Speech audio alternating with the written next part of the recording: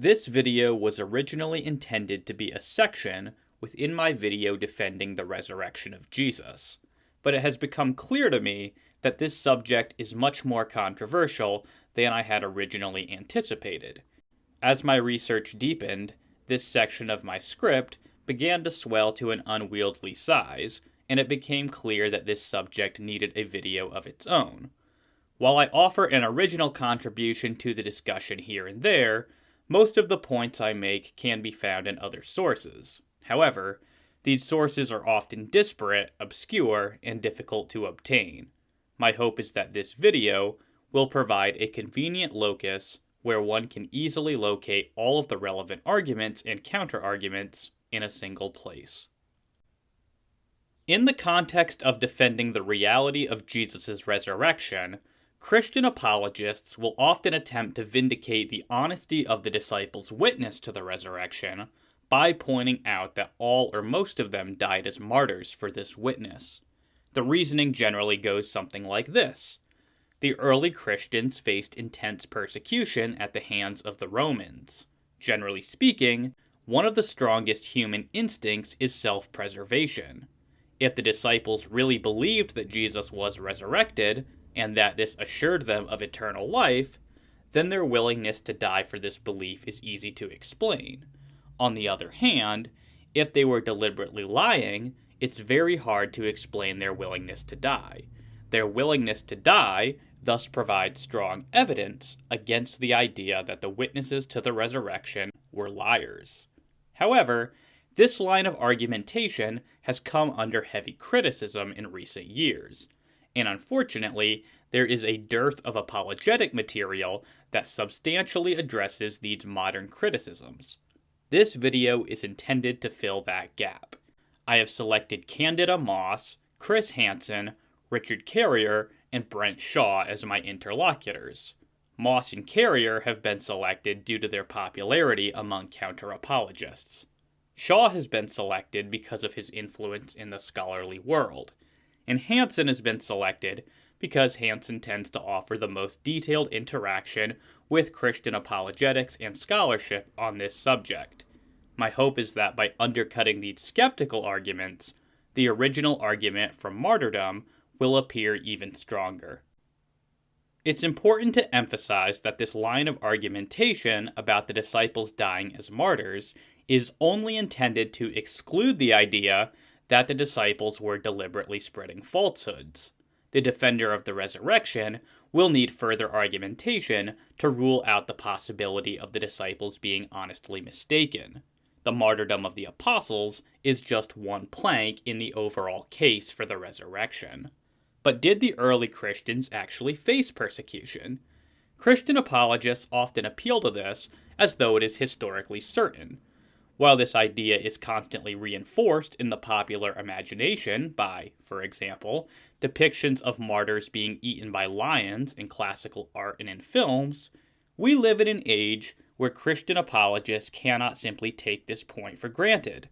It has faced increasing skepticism from contemporary scholarship. This is largely due to the fact that most of the sources for the martyrdoms of the apostles are rather late and appear to contain legendary material. For example, in a recent article on the subject, Chris Hansen objects that none of these sources can be taken at face value, and, in fact, are likely all faulty. Notably, we cannot even be sure that they all refer to the same events or traditions, because these myths we know about Peter's death only truly occur in the late 2nd century. In fact, at some points, the traditions are contradictory enough that we cannot be sure that these texts have the same ideas in mind, even at most generously assuming these reference Peter's death or presence in Rome. As a result, we cannot make much, if anything, from them. And Richard Carrier adds, "It is important not to forget that, in actual fact, we have no reliable record of any eyewitness dying for their belief. All real martyrdom accounts are of converts, not witnesses, except for that of Peter. But the account of his death is first found in the Gnostic Acts of Peter, a tale which includes, among other things, a talking dog, a flying wizard, and the resurrection of a tuna fish. All accounts of martyred apostles, all of them, are full of the ridiculous and thoroughly biased towards glorifying the subject and persuading the reader to have confidence and believe, and, at least a century late, and by unknown authors using unknown sources. In fact, we cannot even establish that they were using sources at all. Not one eyewitness or even contemporary source exists for any of them.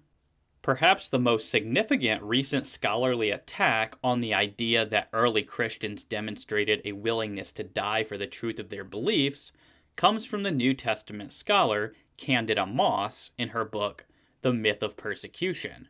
She argues that, contrary to what is commonly believed, there was not actually any widespread persecution of early Christians. Moreover, the sources that say otherwise are late and unreliable. As she explains, as we will see, the traditional history of Christian martyrdom is mistaken.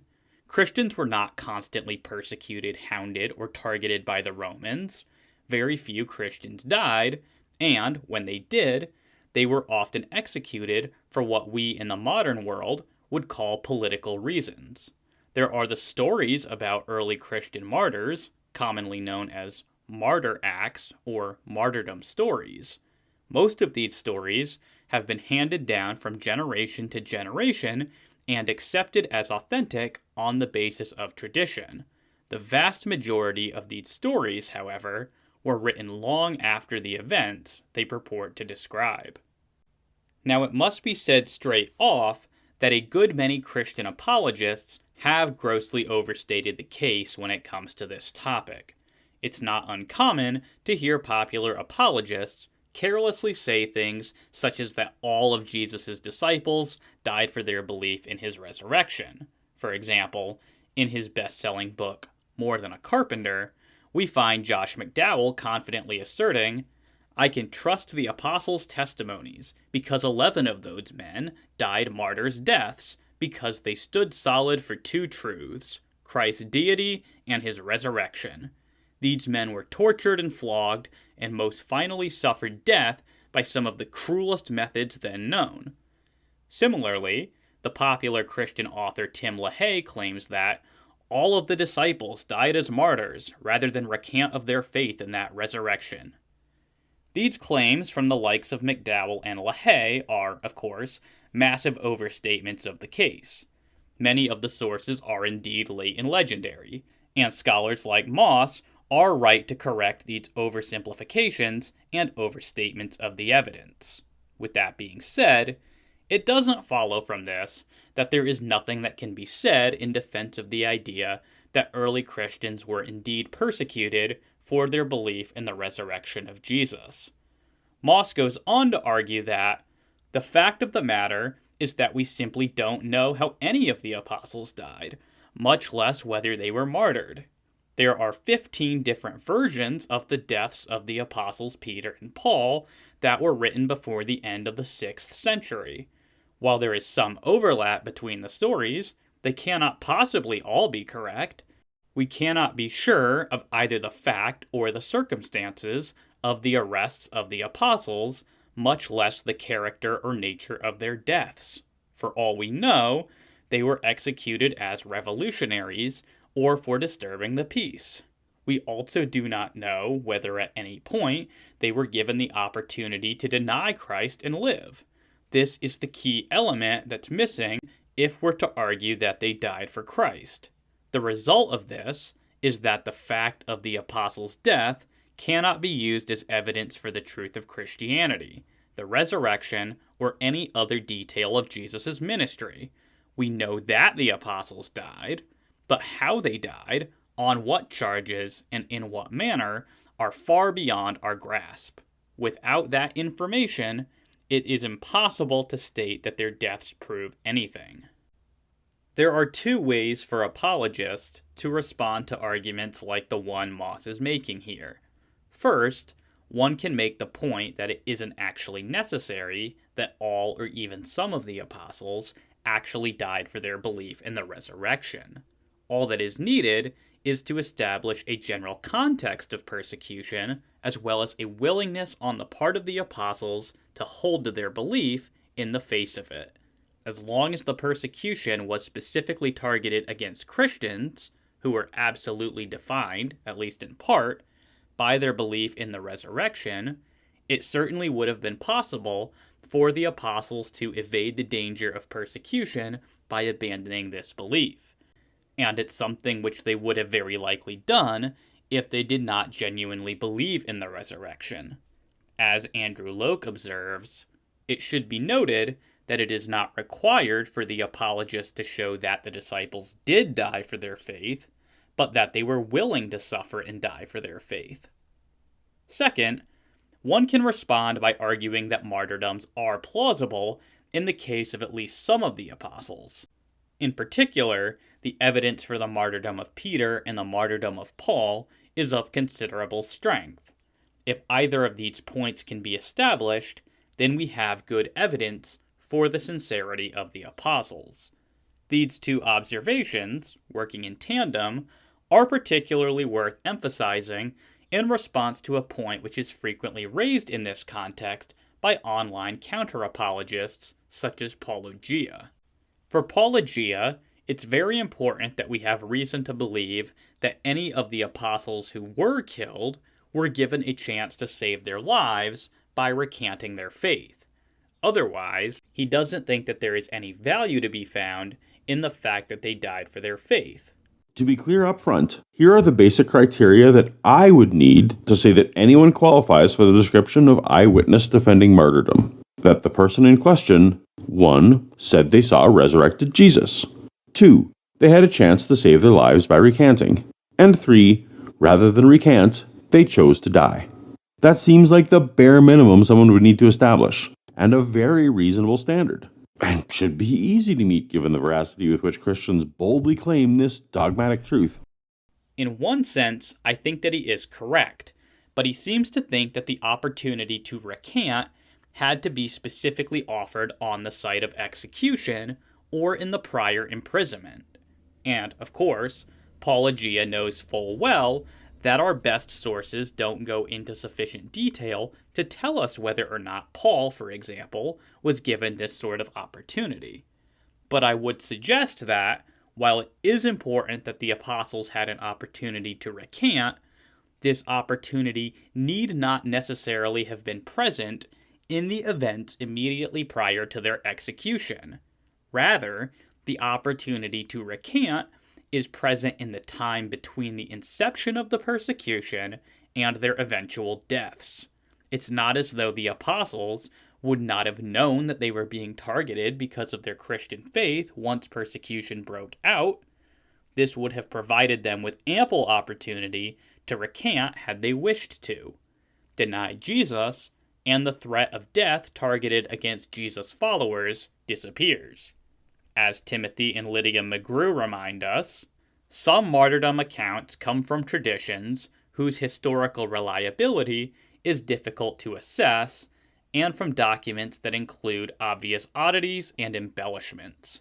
And by all accounts, John the Apostle was not martyred, but died at an old age of natural causes.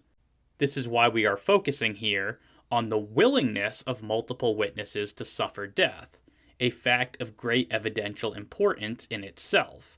The point, rather, is simply and starkly that they knew from the beginning that they were likely to die and did not change their story in the face of this probable outcome. For whether they were eventually killed or not, they had their moment of truth at Jerusalem very early on.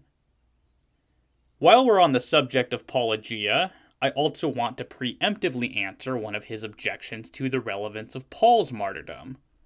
Unlike some skeptics, Paulogia acknowledges that there is good evidence for the martyrdom of the Apostle Paul. However, he maintains that Paul's sincerity doesn't help to make the case for the resurrection because Paul's witness in the New Testament is consistent with something like a vision or a hallucination. He doesn't supply the sorts of details which, say, the Gospel authors do, which would indicate a physical bodily resurrection. I think that there is some merit to Paulogia's criticism here when directed against arguments such as the minimal facts approach, as spearheaded by Gary Habermas and Mike Licona. This is because Habermas and Licona privilege the witness of Paul, and as I will make clear in my own video defending the resurrection of Jesus, I think the absence of details in Paul's writings is a significant problem for arguments which primarily rely upon the witness of Paul. However, my own resurrection argument privileges the witness of the Gospels. The argument from persecution and martyrdom is primarily being used to support the sincerity of the apostolic testimony contained within the Gospel accounts. However, if Paul really was martyred for his faith, then this demonstrates that the early Christians, including the Gospel authors, lived under a genuine threat of death, and their willingness to stick to their belief in the resurrection of Christ, despite the threat of death, demonstrates that they were not lying. That is why the martyrdom of Paul still supports the sort of resurrection argument which I wish to build, my concession to Paulogia on this point notwithstanding. But all of this, of course, turns on the thesis that we actually have good evidence for either the proposition that there was a substantial persecution of the early Christians, or that any of the apostles were martyred. So without further introduction, we may now ask what is the evidence for the targeted persecution of early Christians. The evidence for the persecution of the early Christians comes to us in four primary ways. These are 1. The book of Acts and other parts of the New Testament, 2. The testimony of the Apostle Paul, 3. The testimony of the early patristic fathers, and 4. The testimony from ancient Roman historians. We'll explore each of these sources in turn. I take it to be uncontroversial that the book of Acts clearly describes that there was relatively severe persecution of Christians from fairly early on. Examples here abound, ranging from the stoning of Stephen, to the execution of James the son of Zebedee by Herod, to the beatings and imprisonments of the Apostle Paul. While the fact that the book of Acts attests to the persecution of the early Christians is uncontroversial, the reliability of Acts as a historical source is certainly in question for most skeptics. Fortunately, I have already defended the historical reliability of Acts in a previous video, so I will be taking for granted the trustworthiness of Acts as a source for the persecution of early Christians, as well as the martyrdom of some of them.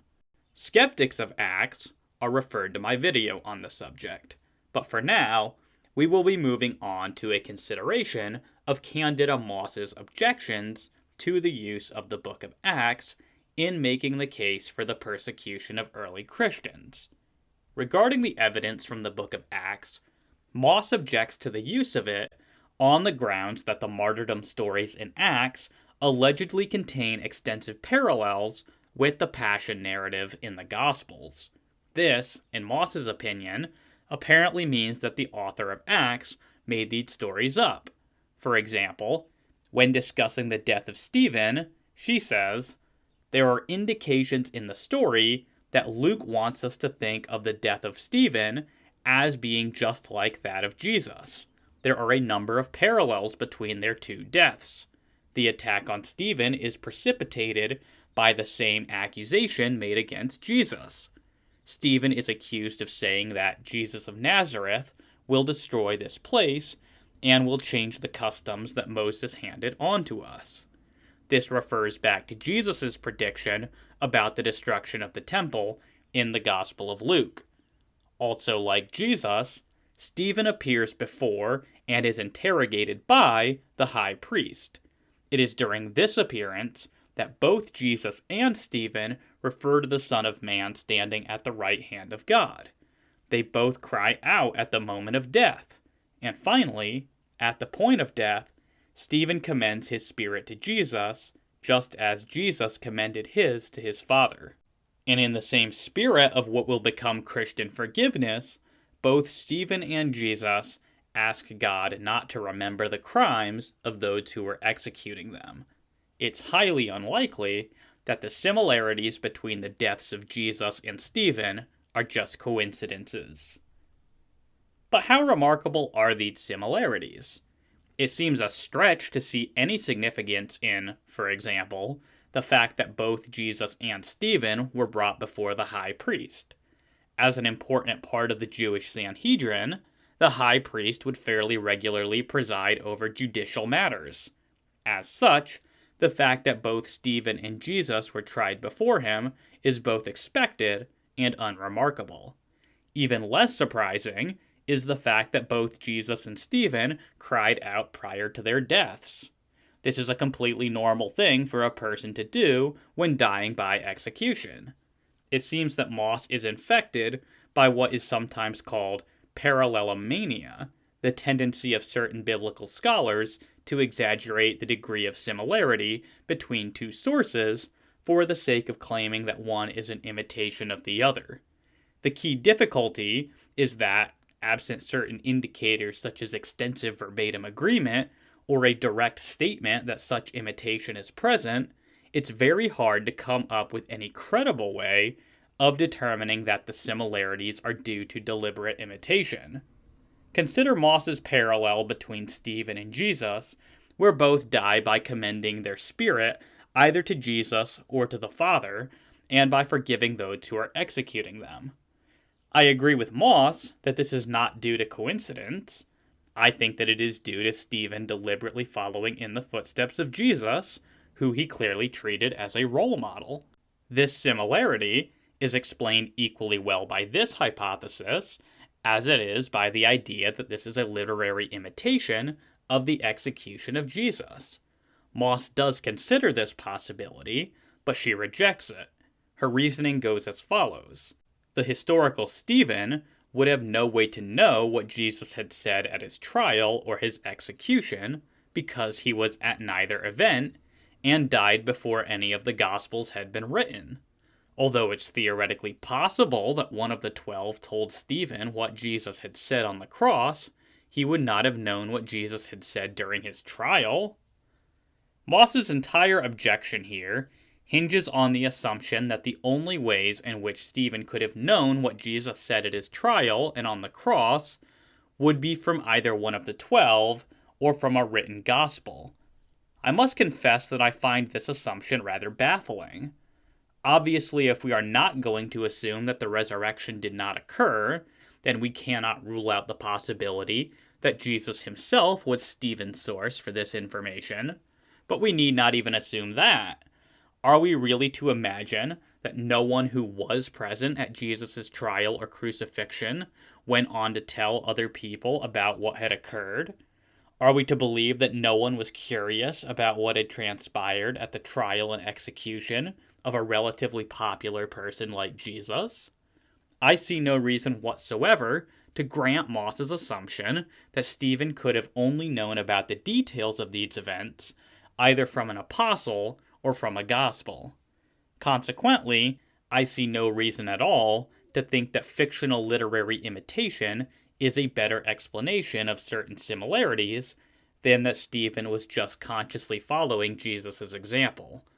And this leads to a further point, namely that parallels, even deliberate parallels, do not necessarily indicate that a story is fictional.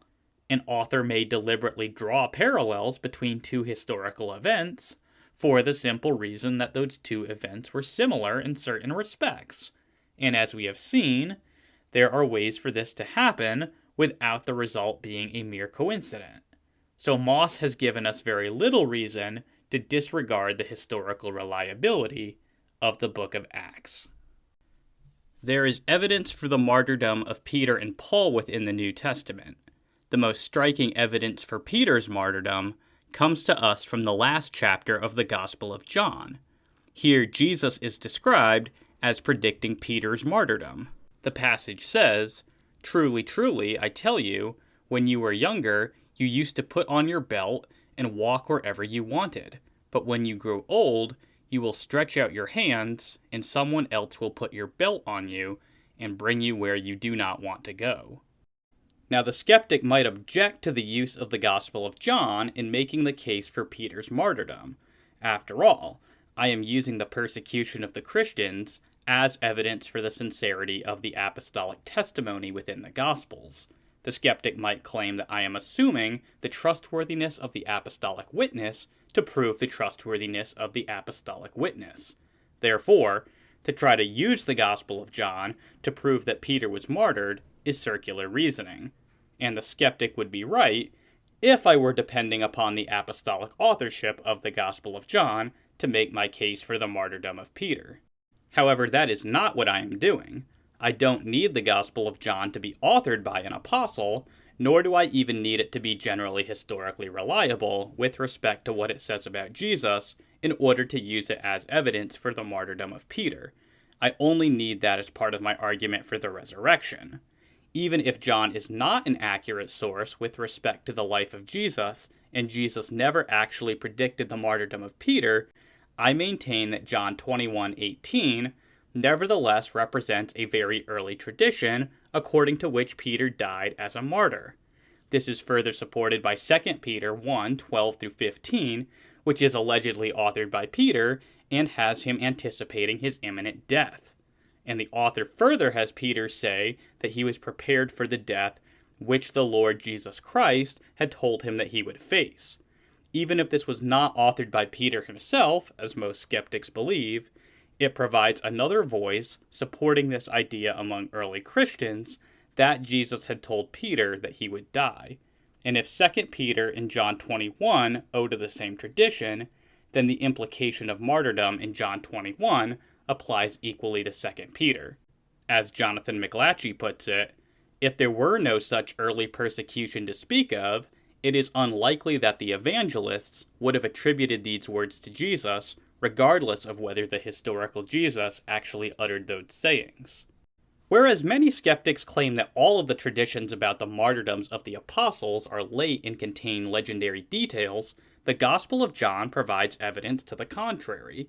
It represents an early source for the idea that Peter died as a martyr, and it lacks any fantastic elements. As Sean McDowell concludes, even though the passage itself provides no details of when or where, Peter's coming death in this passage is undoubtedly the earliest reference to the martyrdom of Peter. Given that John's Gospel was most likely written in the last decade of the 1st century, it seems unlikely that this section would have been included had there not been a strong tradition that Peter died in the way that Jesus predicted. It is not all that controversial, even among skeptics, that John 21:18 is talking about the martyrdom of Peter. As even Bart Ehrman says, it is clear that Peter is being told that he will be executed, he won't die of natural causes, and that this will be the death of a martyr. Nevertheless, this is not granted across the board. While the phrase, stretch out your hands, has typically been interpreted as a reference to crucifixion, there are a few scholars who dispute this interpretation. For example, Ramsey Michaels argues that this merely refers to the helplessness Peter would experience prior to his death, and Timothy D. Barnes argues that this language is just as consistent with being burned at the stake as with being crucified. Nothing significant turns on how we interpret that phrase, since both Michaels and Barnes agree that this is a reference to Peter's martyrdom. Rudolf Bultmann, on the other hand, does try to argue that John 21:18 is not a reference to Peter's death at all, but rather merely refers to the feebleness of old age. However, this interpretation sits poorly with the interpretation which the author offers in the very next verse. John 21:19 explicitly says, "Now he said this, indicating by what kind of death he would glorify God." Furthermore, the verse parallels a similar statement in John 13:36, where it is said that although Peter cannot follow Jesus now, he will follow Jesus after his glorification. This is presumably a reference to Peter following Jesus into death. As Richard Bauckham explains, in the context of 21:18-19, it is clear that the following of Jesus to which Peter is called in 21:19 will culminate in his martyrdom. This means that the author of 21:19 certainly understood 13:36 to be a prediction of Peter's martyrdom. Most commentators see 1336 in this way. Thus, whoever wrote this text clearly intended for this to be understood as a reference to Peter's death. Chris Hansen acknowledges that John 21:18 is a reference to the death of Peter, but tries to deny that there is any implication of a violent execution. Hansen explains, Peter will outstretch his arms at death in emulation of Christ, but this does not mean it will be a violent or horrid death like Jesus' own was. And, as I will note below, even if it does involve a violent death or even crucifixion, we need not necessarily think that this means that the Romans are the culprits, for no blame is placed on any outside authorities in this passage, in fact. In response, it's difficult to see why the comparison to Christ's death would be made at all if Peter's death were not going to be violent in nature. There would hardly be any significance to be found in Peter's death if he were to merely voluntarily stretch out his arms as he died comfortably in his deathbed. This leads to a second observation, namely that the author of John's Gospel goes on to claim that Peter's death would glorify God. But how exactly would a death which is not a martyrdom, or minimally a sacrifice of some sort, serve to glorify God? As a third observation, we should again note that the language of stretching out one's arms is commonly used in association with execution. In deference to Barnes's argument, it must be admitted that this language is not determinative between the possibilities of crucifixion and burning alive, but in either case, we are dealing with a violent execution. Lastly, Hansen's proposal fails to do justice to the violence implied in the statement that someone else will bring Peter where he does not want to go. It's difficult to see what else that might mean in the context of Peter's death, beyond him forcibly being brought to the site of execution. As to Hansen's claim that no blame is placed upon the Roman authorities, while true, this seems rather insignificant. In fact, no blame is placed on anyone. But if the considerations which I have laid out are right, then public execution surely implicates the Romans above anyone else. Who else besides the Romans would have been most associated with public executions? Regarding Paul, we can see clearly that Paul is depicted as anticipating his own martyrdom in 2 Timothy 4:6-7. There we read, "For I am already being poured out as a drink offering, and the time of my departure has come. I have fought the good fight, I have finished the course, I have kept the faith." Now, I am aware that virtually all skeptics reject the Pauline authorship of the pastoral epistles, including 2 Timothy. As Richard Carrier puts it, pretty much all non-fundamentalist experts agree the pastoral epistles are forgeries. Their style, vocabulary, and theology differ substantially from the authentic 7 Pauline letters. As it happens, I believe that the Pauline authorship of the pastoral epistles is defensible, but I won't belabor the point here. Even if we reject the authenticity of 2 Timothy for the sake of argument, the latest possible date of composition is between 90 and 140 AD. As such, it still represents a fairly early understanding from an early Christian that Paul was martyred, and it is also free from the fantastical elements which so many skeptical scholars find objectionable in many martyrdom stories. As Wolfram Kinzig says, Paul's martyrdom is already implied in 2 Timothy, a letter that was ostensibly authored in Rome, and whose unknown author has Paul addressing his impending martyrdom. Chris Hansen, in a recent interview with Paulogia, argues that 2 Timothy 4:6-7 doesn't supply evidence for the martyrdom of Paul. Rather, given that Paul actually was the author, it only supplies evidence that Paul felt very helpless about his situation. The letter does not tell us his life will absolutely be ended, but only that Paul thinks it will, assuming generously he wrote the letter. But if we believe Christian tradition, such as in Acts 14, where Paul is stoned and nearly died, he had plenty of reasons to think he might be killed in various scenarios. So is this evidence of his final execution by the Romans? Does Paul say who his captors are, where he is held captive, what the circumstances of his captivity are? No. He says nothing except that he expresses hopelessness for his material life. It demonstrates nothing. So ironically enough, Hansen is willing to grant the same point, which I am claiming that I can make my argument without, namely the Pauline authorship of 2 Timothy. Hansen makes an interesting move by granting Pauline authorship and then capitalizing on the fact that Paul merely expects to lose his life, but does not and cannot tell us that he has actually been executed. My argument has assumed that the skeptic will reject this idea, and so will be forced to read this as a later Christian writing this about Paul, thereby betraying early knowledge of his martyrdom. 2 Timothy, then, may be one of those paradoxical cases where granting traditional authorship actually helps the skeptic more than the apologist.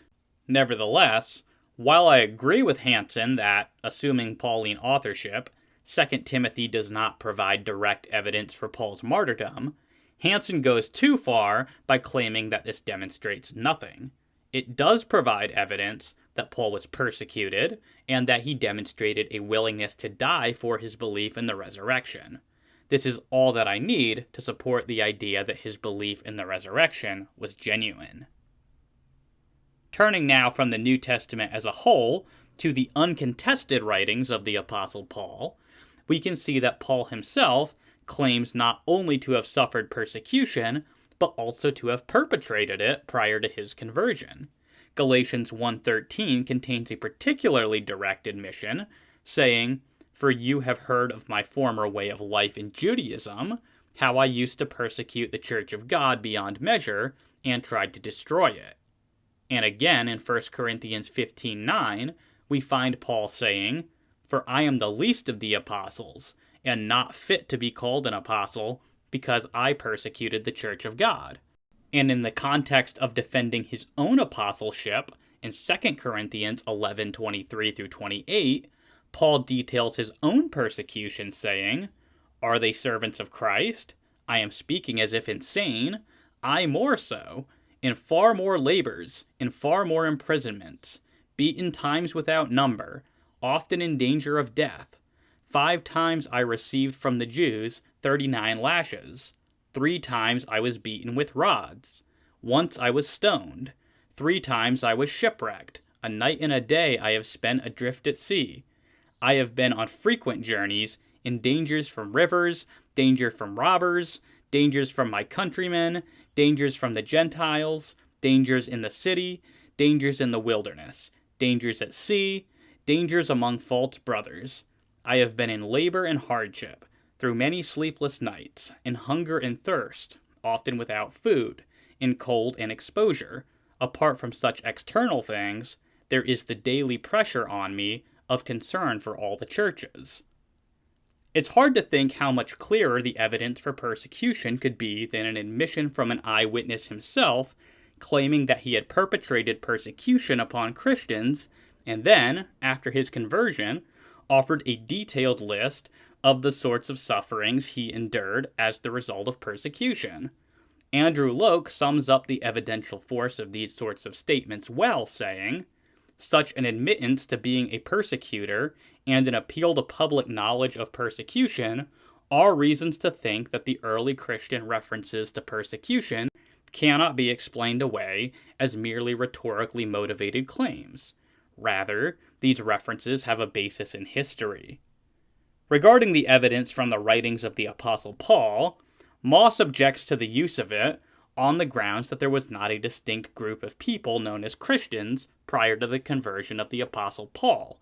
As she explains, that Paul himself would admit that he had participated in this practice lends credibility to the narrative of Acts, but it does not prove that Jews persecuted Christians. The primary reason for this is that there were no Christians.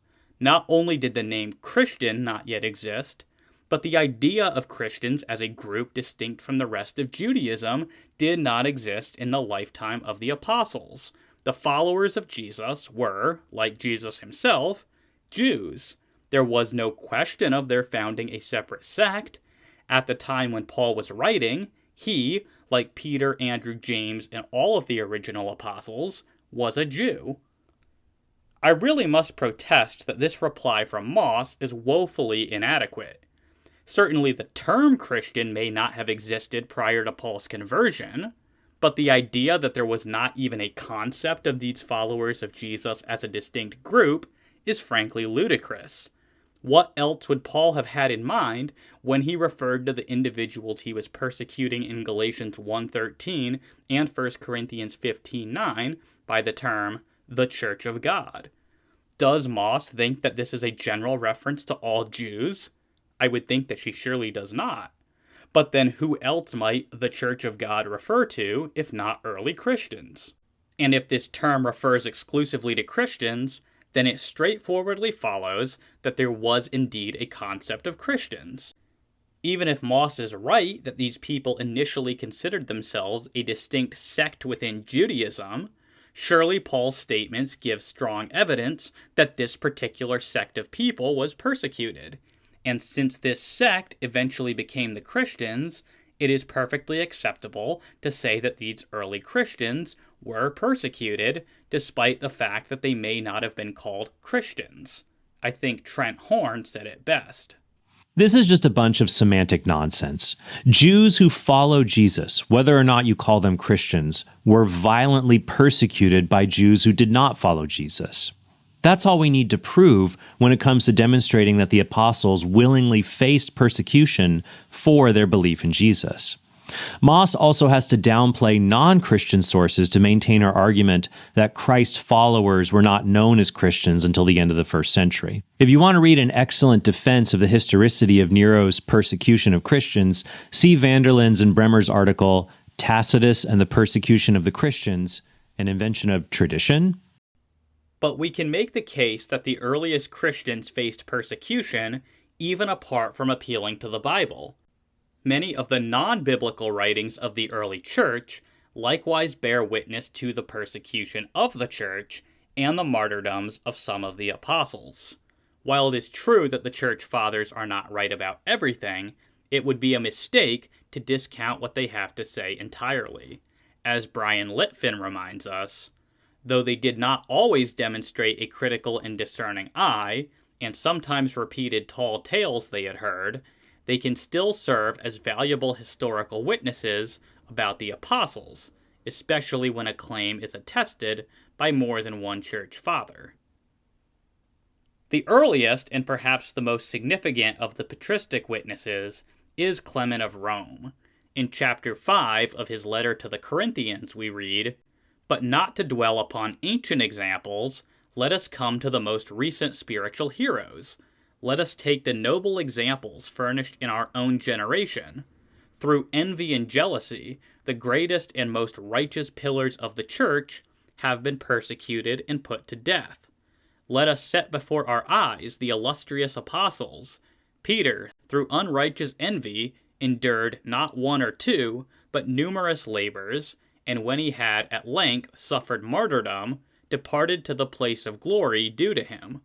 Owing to envy, Paul also obtained the reward of patient endurance, after being 7 times thrown into captivity, compelled to flee, and stoned. After preaching both in the East and West, he gained the illustrious reputation due to his faith, having taught righteousness to the whole world, and come to the extreme limit of the West, and suffered martyrdom under the prefects. Thus was he removed from the world, and went into the holy place, having proved himself a striking example of patience." There is some disagreement over whether Clement's statements here are best translated as saying that Peter and Paul suffered martyrdom, or simply that they bore witness. The Greek word here is martureo, and it is the etymological ancestor of the English word martyr. However, the word is commonly used in ancient literature of this time to just mean that someone bore witness. It's unclear if the word had a special martyrological usage in Christian literature by the time of Clement's writing. Still, due to context, most scholars believe that this is a reference to Peter and Paul's martyrdom. As Litfin says, "Here we see Clement, a first-century bishop in Rome, stating his belief that Peter suffered death locally. Although the Greek participle translated as suffered martyrdom could simply refer to bearing witness, the context indicates that Clement had persecution and judicial execution in mind. The significance of Clement's remarks to the debate over whether or not the apostles were willing to suffer and die for their faith cannot be overstated. According to Irenaeus in Against Heresies 333, Clement was a close associate of the apostles themselves, and so would be ideally positioned to know about the circumstances surrounding their lives and deaths. The apostle Paul himself may even reference Clement of Rome by name in Philippians 4:3. While some have argued that his letter dates to as late as 140 AD, most scholars date it within the 1st century to around 96 AD. If this is correct, then Clement appears to be an early straightforward witness to the martyrdom of Peter and Paul.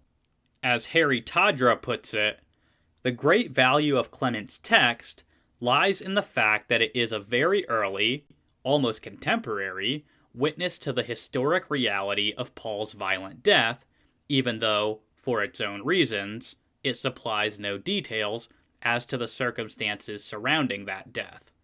Clement's epistle shows that from the ancientmost time, Roman tradition held that Paul had been legally tried and executed in Rome during Nero's reign. And Marcus Bachmuel adds, Peter and Paul are cited individually, but jointly and in that order. Since their memory survives in the present, they belong emphatically to our own times, and so the call to set their memory before our eyes entails, for the 1st century Roman context, particularly vivid connotations. At least for Christians in Rome and Corinth, it seems Peter and Paul are at this stage easily the two most obvious, unquestioned, recent examples of faithful endurance in the face of jealousy and persecution. The rhetorical emphasis on Peter and Paul as examples nearest to us and in our own generation is a clear appeal to living memory, linking the apostles with the host of other Roman Christians who were joined to them in being subjected to jealous persecution and to a violent death. Unfortunately, this debate cannot be settled quite so easily, since skeptics have lobbed numerous objections to Clement's witness. Ironically, of our skeptical interlocutors, only Richard Carrier, of all people, is willing to grant the legitimate use of Clement, saying, Clement is, therefore, our only remotely credible source for the death of Paul. Moss, for her part, objects that Clement does not specifically claim that Peter or Paul were killed on account of being Christians, saying, around the turn of the 2nd century, Clement of Rome writes that Peter was killed on account of jealousy, not because he was a Christian. Clement puts this interpretation to good work in his letter, but it goes without saying that this is just an interpretation. Not only does Clement not mention crucifixion, but he does not provide us with historical data about Peter's death or even confirm that Peter was executed upside down. But Moss is overstating her case. Clement's claim that Peter and Paul died as witnesses, his characterization of Peter's death as glorification, his description of Paul's death as having proved himself, and his comment that they died at the hands of the prefects are all very suggestive that Peter and Paul died as martyrs. Indeed, were it not for their Christian faith, it's difficult to see why anyone would have been envious of them in the first place. Perhaps the most ingenious recent attempt to explain away the evidence from Clement comes to us from Chris Hansen. Hansen has recently published an article titled Murder Among Brothers, which argues that other Christians, rather than the Romans, were responsible for the deaths of Peter and Paul. This would straightforwardly imply that they did not die as martyrs. Hansen's argument is primarily based upon a consideration of the previous examples before Peter and Paul, which Clement uses in the letter. As Hansen explains, I wish to recontextualize 1 Clement 5:3-7, not as has traditionally been done with the backdrop of the supposed Neronian persecution and the martyrdoms of the apostles, but with the apparent intra-community conflict that we find in 1 Clement. In 1 Clement 4, Clement specifically begins to elucidate, with examples, the problems he sees with jealousy. It is not a problem stemming from outsiders, but from insiders in Clement's view. His first cited example is the murder of Abel by his brother Cain. Following this, he mentions Joseph being sold by his brothers, Jacob having to flee because of Esau, his brother, Moses having to flee his fellow countrymen in Egypt, Aaron and Miriam being shunned by their fellow Israelites, the strife caused by the two Israelites, Dathan and Abiram, and finally, David being persecuted by his lord and friend, King Saul. The consistent through line in every cited example is that jealousy is something coming from within one's own community or people. In this light, and the context of how 1 Clement conceptualizes jealousy as an internal affair, I believe that the following hypothesis is more than warranted. Peter and Paul were not killed by the Romans, for which there is startlingly little evidence to corroborate this until the late 2nd century CE. Instead, 1 Clement 5:3-7 indicates a much more horrific vision of early Christianities as being in an intense intra-community struggle that led to violent and lethal situations. So essentially, since all of the earlier examples within Clement's letter are examples of people being killed or persecuted by family or countrymen, Hansen concludes that the same applies to Peter and Paul. They were killed by other Christians because these other Christians were jealous of them.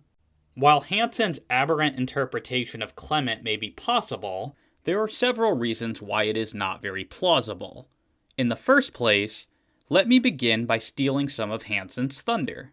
Throughout the paper, Murder Among Brothers, Hansen very strongly gives off the impression that this is a bold new reading of 1 Clement. In fact, Hansen is simply regurgitating a reading of 1 Clement, which, as far as I know, first goes back to Oscar Cullmann in 1930 and has more recently been revived by David Eastman. To be sure, Hansen has supplemented some unique facets. For example, while Cullmann, and to a lesser extent Eastman, still thought that Roman authorities were responsible for the actual execution of Peter and Paul, Hansen has rejected even this. But in very broad strokes, Hansen is simply offering a warmed-over version of Cullmann's thesis. Moreover, Cullmann's thesis received an absolutely devastating critique from Richard Bauckham in 1992, and then again from Harry Tadra in 1994. Curiously, Hansen makes no mention of Tadra's work in the paper. Bauckham's paper is cited in a footnote, but there is no interaction at all with Bauckham's criticisms of Cullmann's thesis. Since most of Bauckham's and Tadra's criticisms of Hansen's thesis are relevant here, I am simply left to apply Bauckham's and Tadra's arguments against Cullmann to Hansen. I shall also add a few other objections overlooked by Bauckham and Tadra along the way. In the first place, it is simply not true that all of Clement's previous examples involve persecution by one's family or fellow countrymen. While Hansen speaks of Moses having to flee from his own countrymen, Clement is clear that he is fleeing from and being persecuted by the Egyptian pharaoh. This surely cannot be an example of the dangers of envy among one's own family or community. This is an example of persecution by a governing authority. Similarly, while David's being persecuted by King Saul is an example of persecution by one's own countrymen, it is also an example of persecution by a governing authority. Furthermore, in chapter 4, verse 13, Clement goes out of his way to explicitly mention that foreigners, not fellow countrymen, also targeted David out of envy. So some of Clement's examples of the dangers of envy seem to fit far better within the traditional interpretation according to which the persecution of Peter and Paul was carried out by Nero in the Roman Empire. I think that Hansen is right that strife from within the Corinthian church provides a major catalyst for Clement's writing, but to think that all of his examples are exclusively about the disastrous results of envy from within is simply not true. Moses, at least, stands as a clear counterexample. As Tadra points out, it should be noted that, from the linguistic point of view, these words do not necessarily denote envy, jealousy, or discord as springing exclusively from a compatriot or co-religionist, nor do they have an intrinsic implication of intranecine conflict. They are general terms for the vices they signify. In this particular case, their perpetrators could be equally from without the community as from within. In the second place, even if all the preceding examples genuinely did involve persecution arising from within one's own family or community, Hansen fails to grapple with the fact that there is a clear difference in the trajectory of Clement's argumentation when he switches from past examples to present examples. As Richard Bauckham argues, Kuhlmann failed to notice how much the second part of the catalog, the contemporary examples, diverges from the precise aims of the first part. It is significant that, as we have noticed, the contemporary examples do not specify those whose jealousy brought about the martyrs' deaths, as the Old Testament examples consistently do.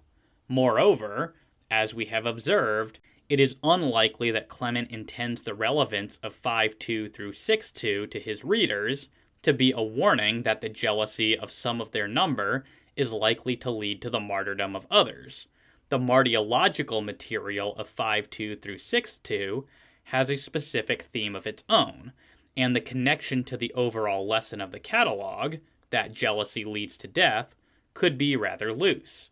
Indeed, the seventh of the contemporary examples, which could easily have been specified as a civil strife between fellow countrymen, but is not so specified, rather suggests that the theme of brotherhood has dropped out of Clement's concern by the time he reaches the end of the catalog.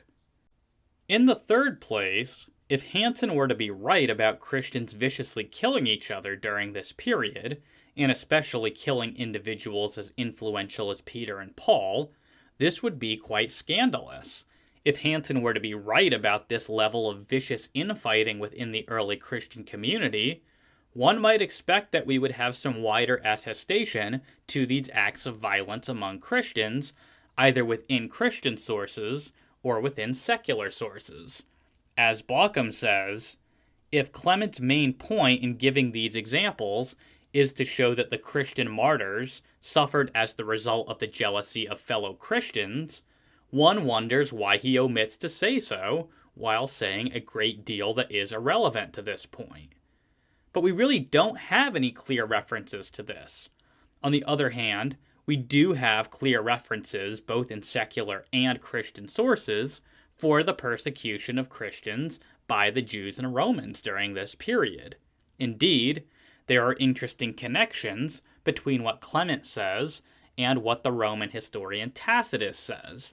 Again, Bauckham observes, strikingly, Tacitus's account of the Neronian persecution of Christians refers to a multitude exactly paralleling Clement's wording in 6.1. I understand that Hansen rejects the reliability of these sources, but if, as I shall argue momentarily, Hansen's arguments on this front fail, then this drastically reduces the plausibility of his reading of Clement. It asks us to imagine very noteworthy violent infighting among Christians, which is just absent from the historical record. By contrast, interpreting this as a reference to Jewish persecution or to the Neronian persecution simply better fits with what we independently know about the climate of the time. Again, Tadra observes, the early Christian writers thought of official Judaism as being responsible for the persecutions which the early church had to endure. The book of Acts is replete with accounts of Jewish hostility towards the nascent Christian communities in the Hellenistic East. Paul himself arrived in Rome as an appellant prisoner, his appeal having been lodged precisely to escape the iniquitous justice which the Sanhedrin would have meted out to him had he been transferred to its jurisdiction. Later on, Tertullian wrote that all the persecution suffered hitherto by the Christians was prepared in the synagogue. Writing in the mid-3rd century, the Christian Latin poet-comedian directly accused the Jewish leadership of having fomented the Neronian persecution. Fourth, Clement's specific language may hark back to biblical references which further support the interpretation that he is referencing public execution. For example, when he references Peter departing to the place of glory, this seems to be a potential reference to John 21:19, where the author suggests that Jesus' description of Peter's arms being stretched out and his being carried where he does not want to go signify the sort of death by which he would glorify God. It strikes me as too much of a coincidence that both Clement and the author of John should independently associate Peter's death with glory. We have already seen how the language of outstretched arms, whether indicative of burning or crucifixion, indicates a public execution. This, in turn, is indicative of Roman involvement, or, at the very least, the involvement of local magistrates. Either way, Christians were certainly in no position of legal authority at the time, which would have permitted them to publicly execute anyone, let alone fellow Christians. Now, Hansen could object here that Clement dates prior to the Gospel of John, and so cannot be drawing upon John's Gospel. This is, of course, debatable. I will concede that Clement does not display any direct knowledge of the Gospel of John, though some scholars have argued that there is clear Johannine influence throughout the letter. But even if Clement is prior to John, the fact that both sources connect Peter's death to glory in some way plausibly indicates that both are drawing from a common source or tradition. And if that is true, then John's Gospel should be taken to reveal a fuller picture of what the original source said. And this, in turn, would support the traditional reading of 1 Clement 5 over against Hansen's reading. Fifth and finally, Clement continues his thought into chapter 6, which further supports the idea that he is referencing martyrdom. Clement goes on to say, "To these men who spent their lives in the practice of holiness, there is to be added a great multitude of the elect, who, having through envy endured many indignities and tortures, furnished us with a most excellent example. Through envy, those women, the Danaids and Dirce, being persecuted after they had suffered terrible and unspeakable torments, finished the course of their faith with steadfastness, and though weak in body, received a noble reward." So here Clement shifts his attention from contemporary male victims of envy to contemporary female victims. The labeling of these persecuted women as Danaids and Dirce alludes back to Greek mythology. These are figures in Greek mythology who were often used as examples of women who were punished for their actions in Hellenistic literature. The Danaids were the daughters of Danis, who were given as brides to the victors of a foot race. Dirce was a woman who was tied to the horns of a bull and dragged to death.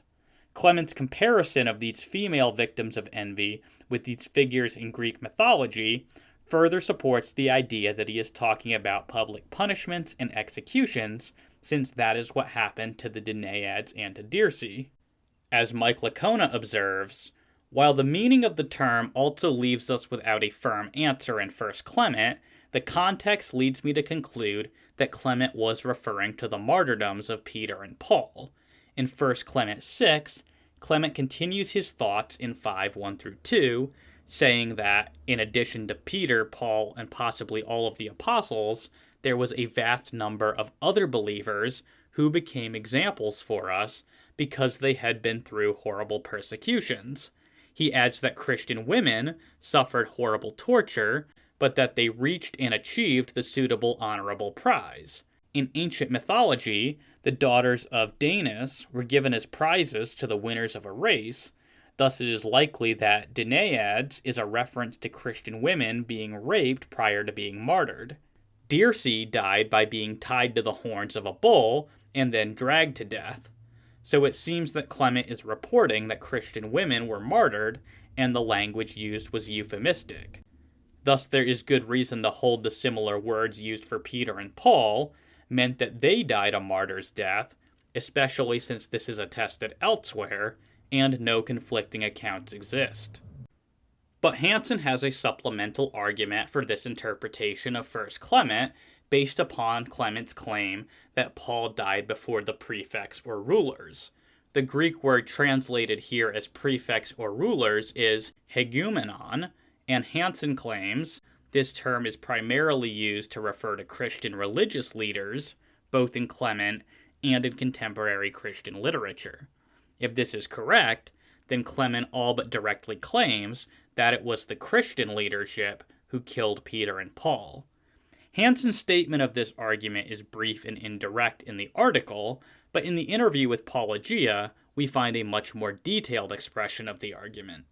Now I'm going to get into my new theory. My paper is pretty radical as a reinterpretation of 1 Clement chapter 5, but I think it is a good one. Firstly, notice back when Sean says that Paul is killed by the rulers of the world. Well, the word is not archon or similar, which we would definitely be more akin to human rulers, like what we find in the Pauline letters, like in 1 Corinthians chapter 2 or in Romans chapter 13. Instead, the Greek word used here is hegomenos, conjugated in the masculine plural, which is actually much vaguer, especially in Christian usage. In fact, Clement himself uses it multiple times. The first time is in 1 Clement chapter 1, verse 3, where he refers to Christian leaders. The third time he uses it, after our topic right here in chapter 5, is in chapter 21, where it again refers to Christian leadership. Even to this day, Greek Orthodox leaders are called this. But Hansen's claim that the word hegumenon is primarily used of Christian religious leadership in Clement is simply false. There are at least 3 instances where Clement uses the term in reference to non-Christian world leaders. As Tadra points out, Clement used the term on a number of occasions in the Epistle to the Corinthians. In chapter 51, he distinguished between Pharaoh and the rulers of Egypt.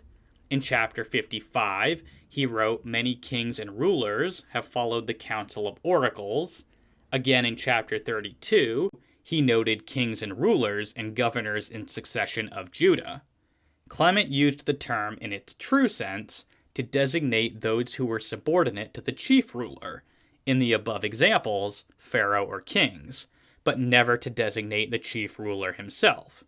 In the passage at hand, Clement is referring to those high, though anonymous, officials at Rome who conducted Paul's trial and who had the power to hand down a sentence of death in his case, that is, the case of a Roman citizen accused of a crime of majesty. And in addition to this, Richard Bauckham argues persuasively that there are various literary parallels between 1 Clement 5 and a traditional eulogy for the Apostle Paul in the Epistle of the Apostles, verse 31.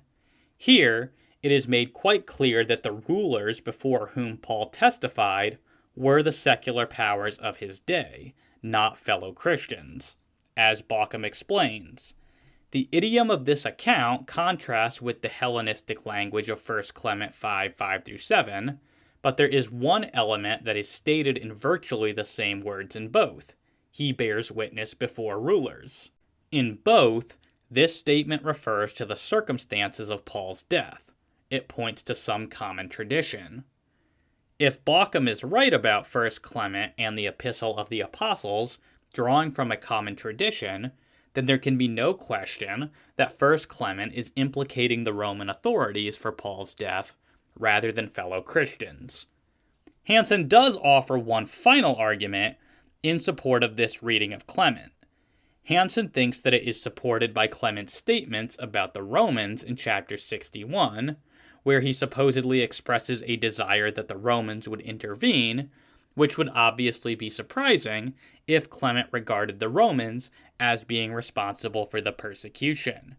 As Hansen puts it, If Clement has any idea of Roman intervention, it is specifically not the idea that Romans have already intervened in Christian affairs, but that he wishes they would, and prays that God would give them the authority to do so without offense. Evidently, then, Clement has no knowledge of outsider interventions, and, to the contrary, hopes for some force of God from outside to aid in putting an end to the conflicts and establishing peace. I must confess that I fail to see any support for this idea in chapter 61 of Clement.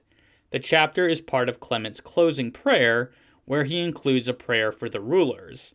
It reads, "To our rulers and governors on the earth, to them you, Lord, gave the power of the kingdom by your glorious and ineffable might, to the end that we may know the glory and honor given to them by you, and be subject to them in not resisting your will.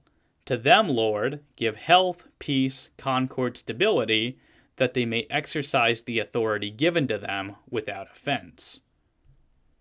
I'll let viewers decide for themselves whether or not they think that this constitutes the expression of a desire for the Romans to get involved. To my mind, Clement's qualification that the Romans should exercise their authority without offense subtly implies that their prior exercise of authority had included various offenses. But however this statement is judged, it is far from clear that Clement expresses any desire for Roman involvement to resolve the squabbles among Christians. Consequently, I conclude that none of the skeptical objections to Clement's witness are very persuasive. The traditional interpretation of 1 Clement 5 as a reference to the martyrdoms of Peter and Paul stands as being the best. Clement's witness is significant, but there is much more. The second patristic witness which we shall consider is Ignatius of Antioch. Ignatius, contrary to what a popular Reformed apologist has recently suggested, most certainly did exist. If we have what Ignatius wrote, since I was in seminary, and I'm not sure if you're aware of this, over the past 25 years, there has been a tremendous amount of skepticism as to whether Ignatius even existed and which letters are actually, because there's a Latin and there's a shorter and I was not taught that, but I'm sort of catching up with that. So that, I hope Ignatius Candida wrote. Moss and people like that are taking that view, but it is a fringe view in scholarship. I hope, it's becoming the central view. I hope Ignatius existed and wrote the things we have. But didn't exist? I'm sorry? You're saying the central view in scholarship is Ignatius didn't exist? I'm saying that the expression of that, that there are people going, did these letters actually have an original form? There are so many forms of it. Why? That's not relevant to our debate right now. I'm simply saying he may have written in 107 or 108. I hope he did, but maybe not. We know that he existed because he left us several of his writings.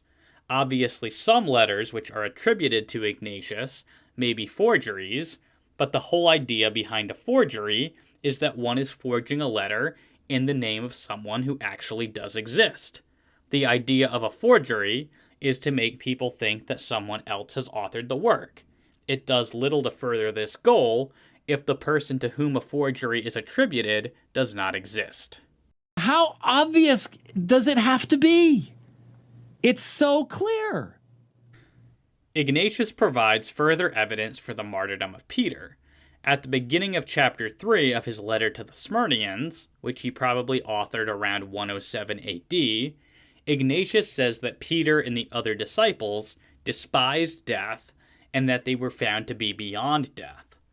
Whatever else the phrase despise death might mean, it seems clear that it minimally refers to being unafraid of death. It's unclear how Ignatius could have known that Peter and the other disciples were unafraid of death if some of them did not willingly go to their deaths. As McDowell observes, the fact that the apostles despised death indicates that Ignatius believed they were willing to suffer and even die for the belief that they had physically seen the risen Jesus. Ignatius mentions the apostles' willingness to suffer and face death as evidence for the reality of the resurrection. While we cannot be certain where Ignatius got his information, his letter does presuppose the martyrdom of many of the apostles, including Peter. The statement that they were found to be beyond death is somewhat difficult to interpret, but minimally it seems to mean that the disciples' willingness to die was tested at some point. Perhaps Ignatius means that the disciples' message of the gospel could not be stopped by their deaths, and in that way their message survived beyond their deaths. If something like this is the correct reading of the statement that they were beyond death, then this certainly implies that they died as a result of their Christian beliefs. Richard Bauckham argues that a study of how this phrase is used in other Christian and Hebrew literature demands the understanding that this refers to martyrdom.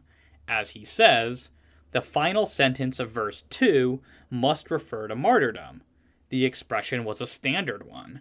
It was commonly used of the heroism of soldiers in battle, but in Jewish and Christian literature, it was used of the attitude of the martyr. In the context, Ignatius's usage must be martyrological. He must have been able to assume as common knowledge that at least some of the 12 had died as martyrs. It would be odd if Peter, the one apostle who has been named, were not among these. The context demands that at least Peter was a well-known example of a martyr. Ignatius also makes mention of the martyrdom of Paul in chapter 12 of his epistle to the Ephesians. There he writes, "You are the persons through whom those pass that are cut off for the sake of God. You are initiated into the mysteries of the gospel with Paul, the holy, the martyred, the deservedly most happy, at whose feet may I be found, when I shall attain to God, who in all his epistles makes mention of you in Christ Jesus." As with Clement of Rome, there is some question pertaining to the translation of the Greek word martyreo as martyred here. As already noted, the word could simply refer to Paul bearing witness. Either way, there is no question that Ignatius is including Paul as the foremost example of those he has already described as being cut off for God, or, as some translations say, slain for God. Hence, no matter how the Greek is translated, Ignatius is definitely saying that Paul died as a martyr, and while he is not quite as close to the events as Clement of Rome, he nevertheless represents a very early witness to the martyrdom of Paul. As S. Ross Hickling comments, Ignatius views himself to be following the same pathway as Paul, and sees the Ephesians as a conduit of those slain on behalf of God. Therefore, through discussing his own plight and route to get to Rome, Ignatius informs that Paul traveled a similar route, and that Ignatius will have a similar fate as Paul. Regarding this passage from Ignatius, Chris Hansen says, the context is saying that Ignatius is worried he is about to be executed, while the Ephesians are free. They are therefore a passageway of those slain for Christ. Does he say that Paul was killed by the Romans? No. Does he say that he died in Rome? No. And in fact, he's pretty vague about the entire notion of Paul's death here. So this is not evidence of a Roman execution of Paul. So Hansen's objection amounts to Ignatius not explicitly saying that Paul died as a martyr. But it seems to me that Ignatius is more than clear that Paul is the foremost example of someone who has been slain for God. There doesn't really seem to be any other reason to bring up Paul in this context, if not to lift him up as an example of one who is slain for God. Hansen's reading would seem to imply that Ignatius is bringing up Paul for no reason at all. By contrast, my reading easily explains the relevance of Paul to the preceding context. Another patristic source of evidence for the martyrdom of Paul and other apostles is Polycarp. In chapter 9 of his letter to the Philippians, we read, "I exhort you all, therefore, to yield obedience to the word of righteousness, and to exercise all patience, such as you have seen set before your eyes, not only in the case of blessed Ignatius and Zosimus and Rufus, but also in others among yourselves, and in Paul himself, and the rest of the apostles. This do in the assurance that all these have not run in vain, but in faith and righteousness, and that they are now in their due place in the presence of the Lord, with whom also they suffered. It is widely held that Polycarp wrote this letter in the wake of Ignatius's death, probably around 108 AD. This would explain the emphasis placed upon Ignatius throughout the letter. This would also make Polycarp an incredibly early witness to the martyrdoms of Paul and the other apostles. Moreover, Ignatius himself had died as a martyr. This forms the context for the list of people culminating with Paul and the other apostles.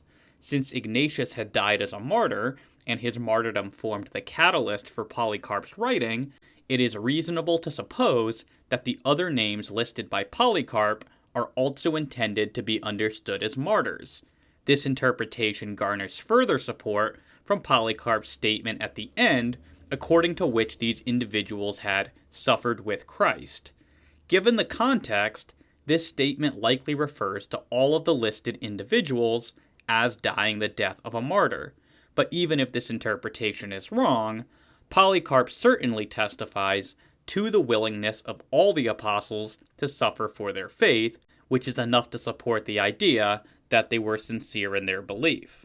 Regarding Polycarp, Chris Hansen again objects that Polycarp doesn't explicitly state that Paul died as a martyr, saying, "Does that say that Paul was martyred? No. It says that he suffered for the Lord, but this could just as easily refer to his imprisonments, the stoning in Acts that he survived, or any number of other things. Yes, it says that he was granted his place with the Lord, but never says he died as a result of execution by the Romans or similar. It is of no real consequence." So already, the next two sources which Sean cites are bunk. Strictly speaking, Hansen is correct. I think that martyrdom is implied here based on the comparison with Ignatius, whose own martyrdom was likely the catalyst for Polycarp's letter. Also, the statement that these individuals suffered with Christ seems to mean something like that they suffered as Christ suffered. And since Christ died as the result of public execution, it's certainly not implausible that Polycarp means that Paul died as the result of public execution, like Christ did. But even if Hansen is right that this merely refers to undergoing sufferings in the form of imprisonment, Polycarp unquestionably testifies to the willingness of Paul and the other apostles to suffer for their faith in Christ. This is all that the defender of Jesus' resurrection really needs to establish in order to rule out the idea that the disciples were deliberately lying about the resurrection. As a final witness, let us consider the testimony of Tertullian.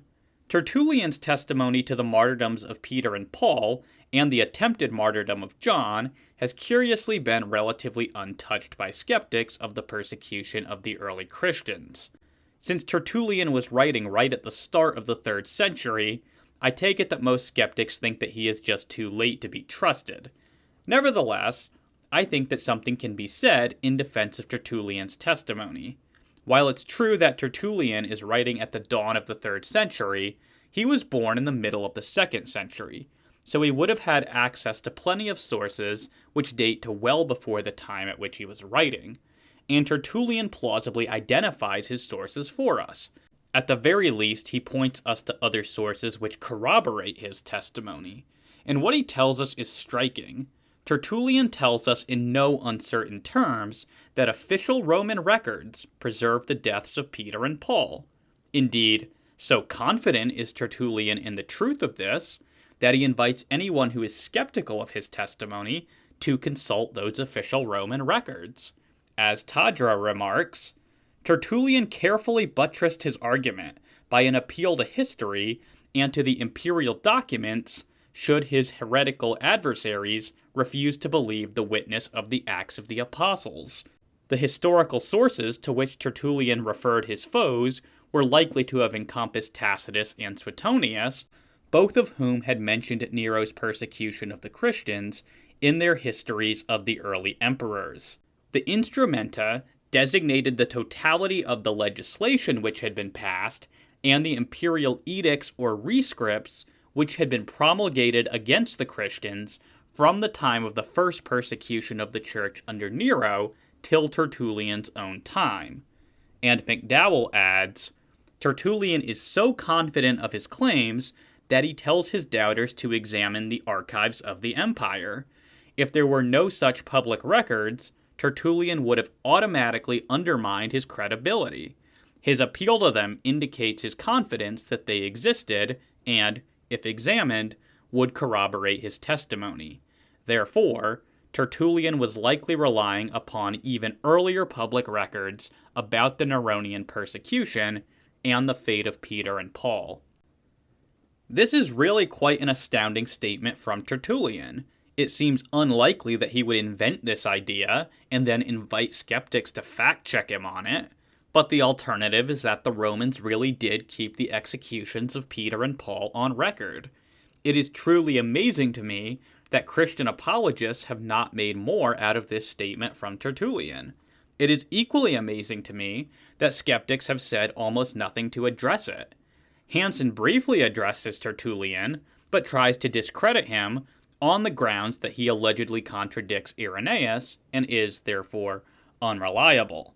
Hansen explains, the first clear references to Peter being in Rome come from Irenaeus, Tertullian, and the Acts of Peter, all occurring in the late 2nd century from highly fictive accounts, and well past the time when recent scholars have hypothesized that a Neronian mythos had developed among early Christians. Notably, however, these very same texts contradict their own traditions on several counts, including Peter's presence in Rome and the supposed bishop's succession. For instance, Tertullian claims that Clement was directly ordained by Peter to succeed him, while Irenaeus claims that Clement was the third after Peter. As such, it is apparent that none of these sources has any direct knowledge or documentation on what occurred there. Now, even if Hansen were to be right that there was a genuine contradiction between Irenaeus and Tertullian here, it would not follow that neither of them is correct. The law of non-contradiction states that two contradictory statements cannot both be true, not that neither can be true. This is a common tactic among skeptics against, for example, the Gospels. Skeptics will claim that because the Gospels contradict, none of them can be getting the story right. But even if such contradictions are present, it remains possible that at least one of them is getting it right. Hansen is just following in this long line of fallacious argumentation by suggesting that if one source has to be wrong, then they all have to be wrong. More to the point, Hansen is just factually wrong about a contradiction existing between Irenaeus and Tertullian. The relevant quotation from Tertullian says, whom, as having been appointed to their episcopal places by apostles, they regard as transmitters of the apostolic seed. Here Tertullian is just saying that both Clement and Polycarp continued the apostolic tradition in writing. So contrary to Hansen's assumption, Tertullian is not attempting to give a chronology of the bishops. But what if, despite everything I have said, the witnesses to persecution are just inventing the idea that the apostles died as martyrs as an apologetic? In other words, surely the patristics would know that inventing the idea that the apostles died for their beliefs would have increased the credibility of their testimony. So we can think of an easy motivation for them to just make up the idea that the apostles were willing to die as martyrs. It is interesting to note that, with the exception of Tertullian, the patristics simply never used these traditions in the same way in which modern apologists do. Whereas contemporary apologists make much of the martyrdoms of the apostles as evidence for their sincerity, ancient apologists really don't. These stories aren't presented as part of a cumulative case for the truth of the resurrection. Instead, the resurrection tends to be defended in other ways, chiefly by the claim that it fulfills Old Testament prophecy. As Brant Petrie observes, nowadays, writers often like to point out how many of Jesus' disciples were willing to suffer and die for their faith in the resurrection. Peter and Paul, for example, were both executed by the Roman authorities, one by being crucified upside down, and the other by being decapitated, as witnesses to the resurrection of Jesus. Intriguingly, however, that's not the kind of proof we find in the New Testament. The writers of the New Testament do not go to great lengths to explain why it's reasonable to trust the claims of Peter or James or John or Matthew or Paul or Mary Magdalene or more than 500 disciples to whom Jesus reportedly appeared alive. Instead, the writers of the New Testament point repeatedly to the fact that Jesus' resurrection was the fulfillment of Scripture. Now, I have highlighted what I regard as the best sources in support of the persecution of early Christians from within early Christian literature. There are many other sources, including the Ascension of Isaiah, the Apocalypse of Peter, the Acts of Peter, the Acts of Paul, the Apocryphon of James, Dionysius of Corinth, and the Muratorian Canon. I regard the value of these sources as being somewhat less than that of the others I have cited. This is mostly because these sources are anonymous or demonstrate legendary development and fantastic elements such as, for example, milk rather than blood pouring out of Paul when he was beheaded, according to the Acts of Paul. While the historical value of these sources is limited, if they do represent legendary development, then, presumably, they had to develop from a historical core, which, at a minimum, would likely have included the martyrdoms of the apostles.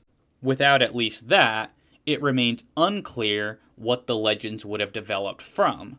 As Brian Litfin says, before these apostolic adventures were collected and set down as unified narratives, they circulated widely in the churches and also among the Gnostics as individual stories in both oral and written forms. Because of this, scholars believe that they might preserve some actual historical information. Though Christian memories and traditions from the first century were expanded by later legends, a historical core often remains. Therefore, these texts cannot be considered pure fiction. But the evidence for the persecution of the early Christians is hardly limited to Christian sources alone, for it is also well attested within the writings of the ancient Roman historians. The clearest examples here are Tacitus and Suetonius, both of whom describe an extensive persecution and slaughter of Christians under the Emperor Nero. As Tacitus put it, consequently, to get rid of the report, Nero fastened the guilt and inflicted the most exquisite tortures on a class hated for their abominations called Christians by the populace.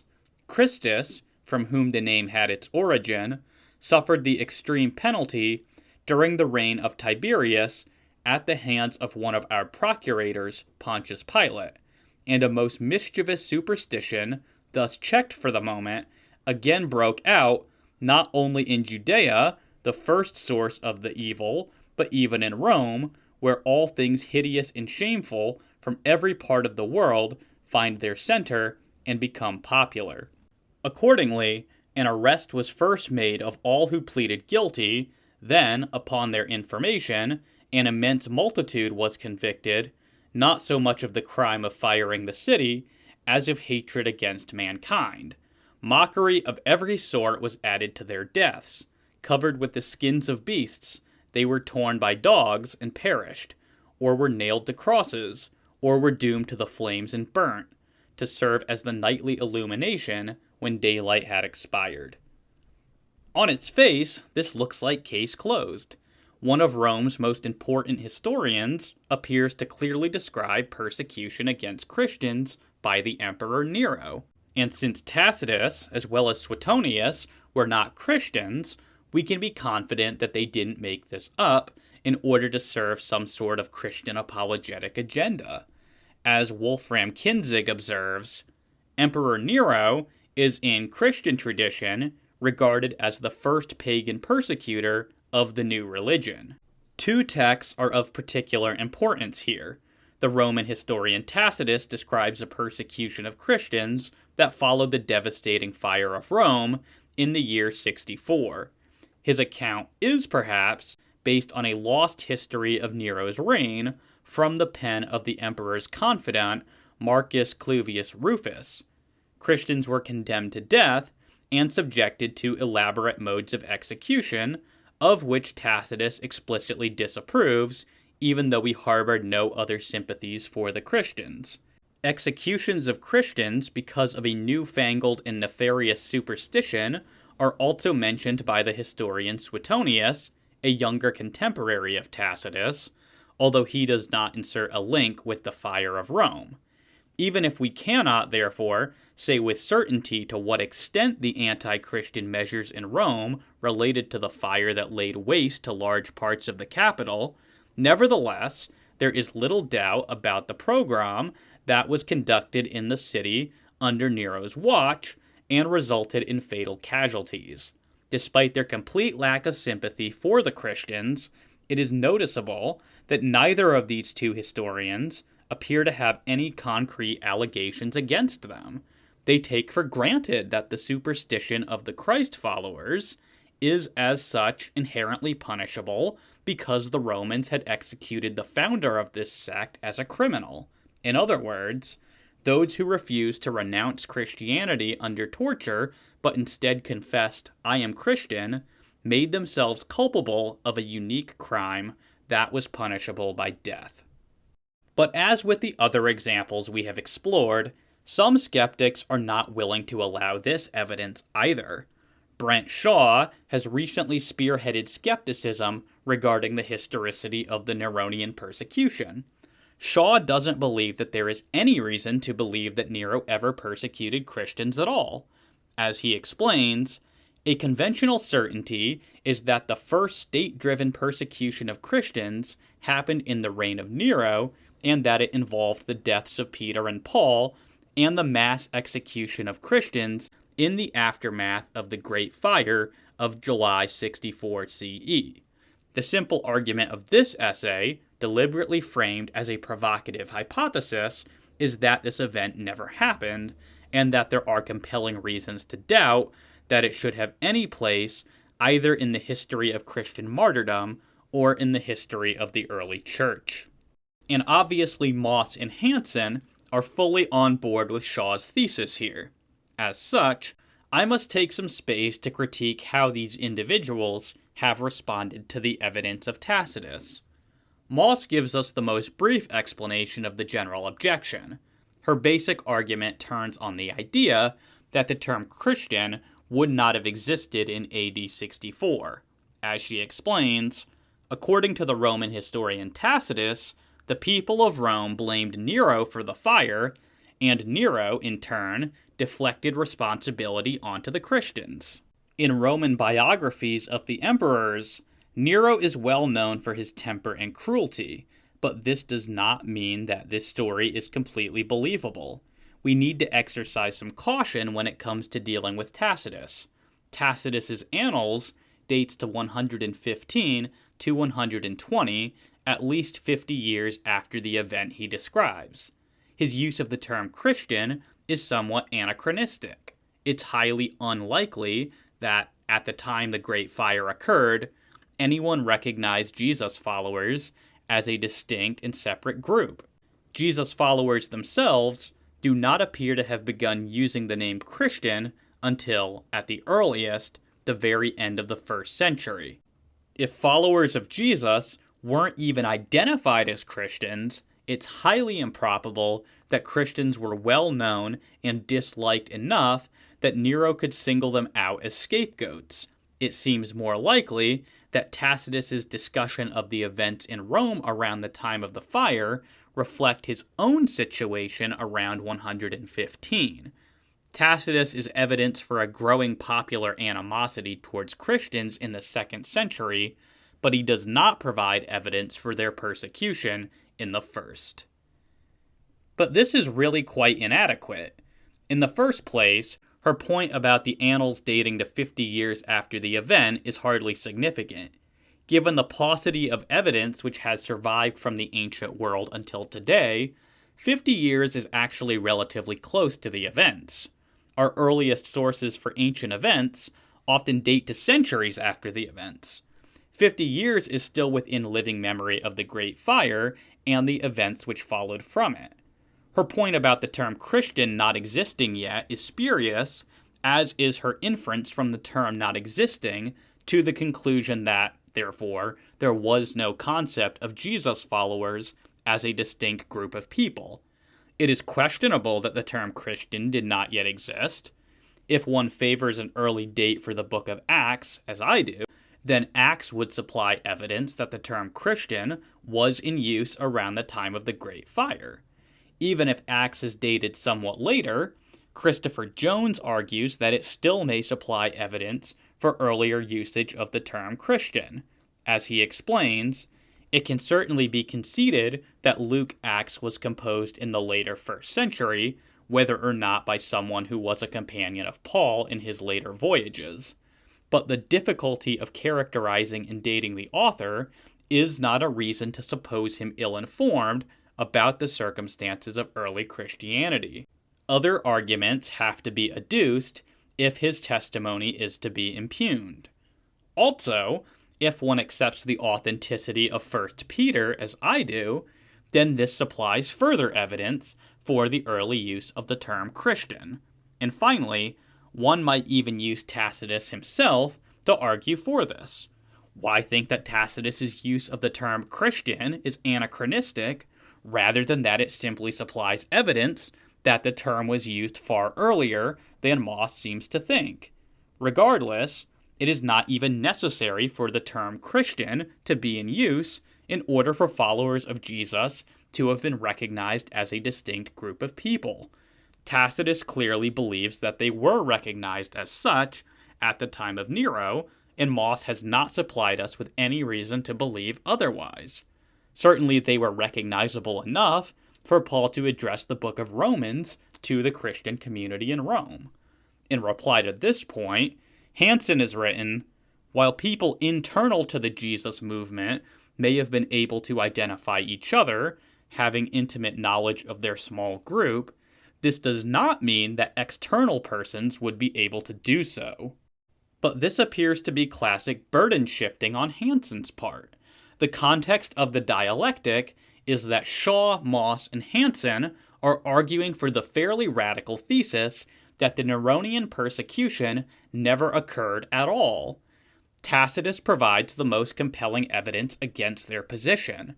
Their response to this evidence has been to claim that there wouldn't have been a distinctly recognized group of Christians to persecute, since the term Christian wouldn't have existed yet. The rejoinder here has been that even if this is true, it doesn't mean that they could not have been recognized as a distinct group, as Tacitus says. For Hansen to reply at this point by saying that they might not have been recognizable from the outside is just to appeal to a bare possibility. Remember, this is the skeptic's argument. Hansen is the one claiming that Christians wouldn't have been recognized as a distinct group. That is the very reason why Moss called Tacitus's testimony into question in the first place. Hansen, by defending Moss, seems to have forgotten that it is the skeptics who have the burden of proof here. They need to show why Tacitus should be dismissed on the grounds that Christians would not have been recognized as a distinct religious group. To just say that it's possible that they might not have been recognized appears to be a blatant attempt to shift the burden of proof onto the defender of historicity. Speaking of Chris Hansen, Hansen has authored 2 articles addressing this passage from Tacitus. These are The Problem of Annals 1544, on the Plinian origin of Tacitus's information on Christians, and The Number of the Myth, a defense of the ahistoricity of the Neronian persecution. Both address the evidence of Tacitus at some length. The former article is more or less an extended attempt to determine where Tacitus got his information about Christians. An unfortunate feature of Hansen's article is the assumption present throughout that Tacitus must have had only one source. I think Hansen presents compelling reasons to think that Pliny may well have been one of Tacitus's sources for certain statements, such as that Jesus was crucified under Pontius Pilate. But this is surely compatible with Tacitus having other sources. And whatever may be true of his knowledge of Jesus and his crucifixion, Pliny is surely not the source for Tacitus's information regarding the Neronian persecution of Christians. And since that is what presently interests us, Nothing much follows from simply granting the basic thesis of Hansen's first paper. Hansen goes on to speculate in the second paper that Tacitus embellished what he gleaned from Pliny, saying, "I contend that Tacitus is, in fact, inventing the narrative by utilizing an unconnected mythos of persecution which Pliny had recorded during his interrogations of Christians and merging it with the Great Fire accounts, as doing so allows Tacitus a keen rhetorical advantage in both polemicizing Nero, which he frequently does throughout his work, and then also in taking aim at a disliked superstitio. The event portrays Nero effectively as cowardly and dastardly, choosing to try and deflect rumors of his involvement in the conflagration onto a disliked antisocial group. As a result, the event, as described by Tacitus, is entirely invented by merging independent stories. This accounts for why no other Roman historian knows of this event, and why Christians also do not refer to it for the next 2.5 centuries. This is an entertaining story which Hansen has spun, but we need some indication that it is true if it is to rise to the level of a serious historical hypothesis. The primary evidence which Hansen presents for it is its absence of mention in other sources. As Hansen argues, Shaw's suggestion does still remain the better alternative, since there are no Roman historians, aside from Tacitus, who clearly know of such a connection, and no Christian text refers to such a connection until century later as well, a silence most conspicuous. Only Tacitus attests to any fatalities directly, and this in connection to the Great Fire of Rome, which no other sources attest until centuries after Tacitus was writing, and probably on the basis of him as well. This is, of course, a lousy argument from silence. On the problems with such arguments, see my video, Were the Gospels Originally Anonymous? But leaving this aside, why is the better explanation for a historical report that it is fabricated rather than historical just because it is uncorroborated? Certainly corroboration increases the likelihood that an event actually occurred, but this does not imply that the inverse is true. A single mention is not necessarily indicative of fabrication, as Hansen would have us believe. It might be that most historians who mention the Great Fire don't mention the persecution of Christians because they don't want to allow a possible scapegoat for Nero. John Pauline suggests as much, saying, "I do not agree with Shaw's major premise that it is most unlikely that Christians were specifically targeted as arsonists, but that they instead suffered punishment, or rather persecution, for their faith." Tacitus notes that Christians were punished for arson, but carefully and skillfully leads us to deduce that the real culprit was indeed Nero. In my opinion, the reason that the other elite post-Neronian authors omit reference to early Christianized Jews in connection with the conflagration is that they were intent upon laying the blame for it at the feet of the tyrannical Nero, rather than the new heretical Jewish sect. But while we're making arguments from silence, it seems to me that there is a far more potent argument from silence against Hansen's story, namely that no sources are critical of Tacitus for fabricating this great persecution against Christians. This seems to me far more surprising than that other historians should fail to mention the persecution of Christians in connection with the Great Fire. And then there is just a more general inductive argument against the idea that Tacitus invented the Neronian persecution, namely his general track record of accuracy. While he writes with a heavy bias, Tacitus is generally considered among the most reliable Roman historians. John F. Drinkwater is widely regarded as one of the world's leading authorities on the Emperor Nero. In his scholarly book on Nero, he expresses skepticism regarding the plausibility of Tacitus being this careless with his information, saying, "A more recent alternative is that Tacitus retrojected growing concern at the spread of Christianity around 100 into events of the 60s. This is, however, to underestimate Tacitus's capacity for personal research, evidenced in both the histories and the annals. Though his culture and education encouraged him to treat his material rhetorically and morally, he was no dispassionate historian, this never drew him into outright invention. If we accept Tacitus's rediscovery of a forgotten historical fact, that the Neronian administration had accused a group of residents in Rome of setting the Great Fire and punished them accordingly, we should also accept his identification of these as Christians. As for the other half of Hansen's claim that no Christian sources mention the Neronian persecution until quite late, this argument can only stand if one assumes that none of the references in Christian literature to persecution are referring to the Neronian persecution. But that's precisely what Hansen is supposed to be establishing. Hence, this argument looks rather circular. True, Nero is not directly mentioned by name in sources like Clement and Ignatius, but this is because there would have been no need to mention him. They are not trying to give a narrative about how Peter and Paul died. It's assumed that their readers are close enough to the events to know the details. But it does not follow from this that their statements about Peter and Paul's death do not take the backdrop of the Neronian persecution for granted. And I would like to further draw our attention to a fact which I have never yet seen any skeptic of the Neronian persecution address in any detail. This comes from the observation that the book of Revelation indirectly identifies Emperor Nero as a persecutor of the Christian church. It does so in a thinly veiled manner by labeling Nero as the beast.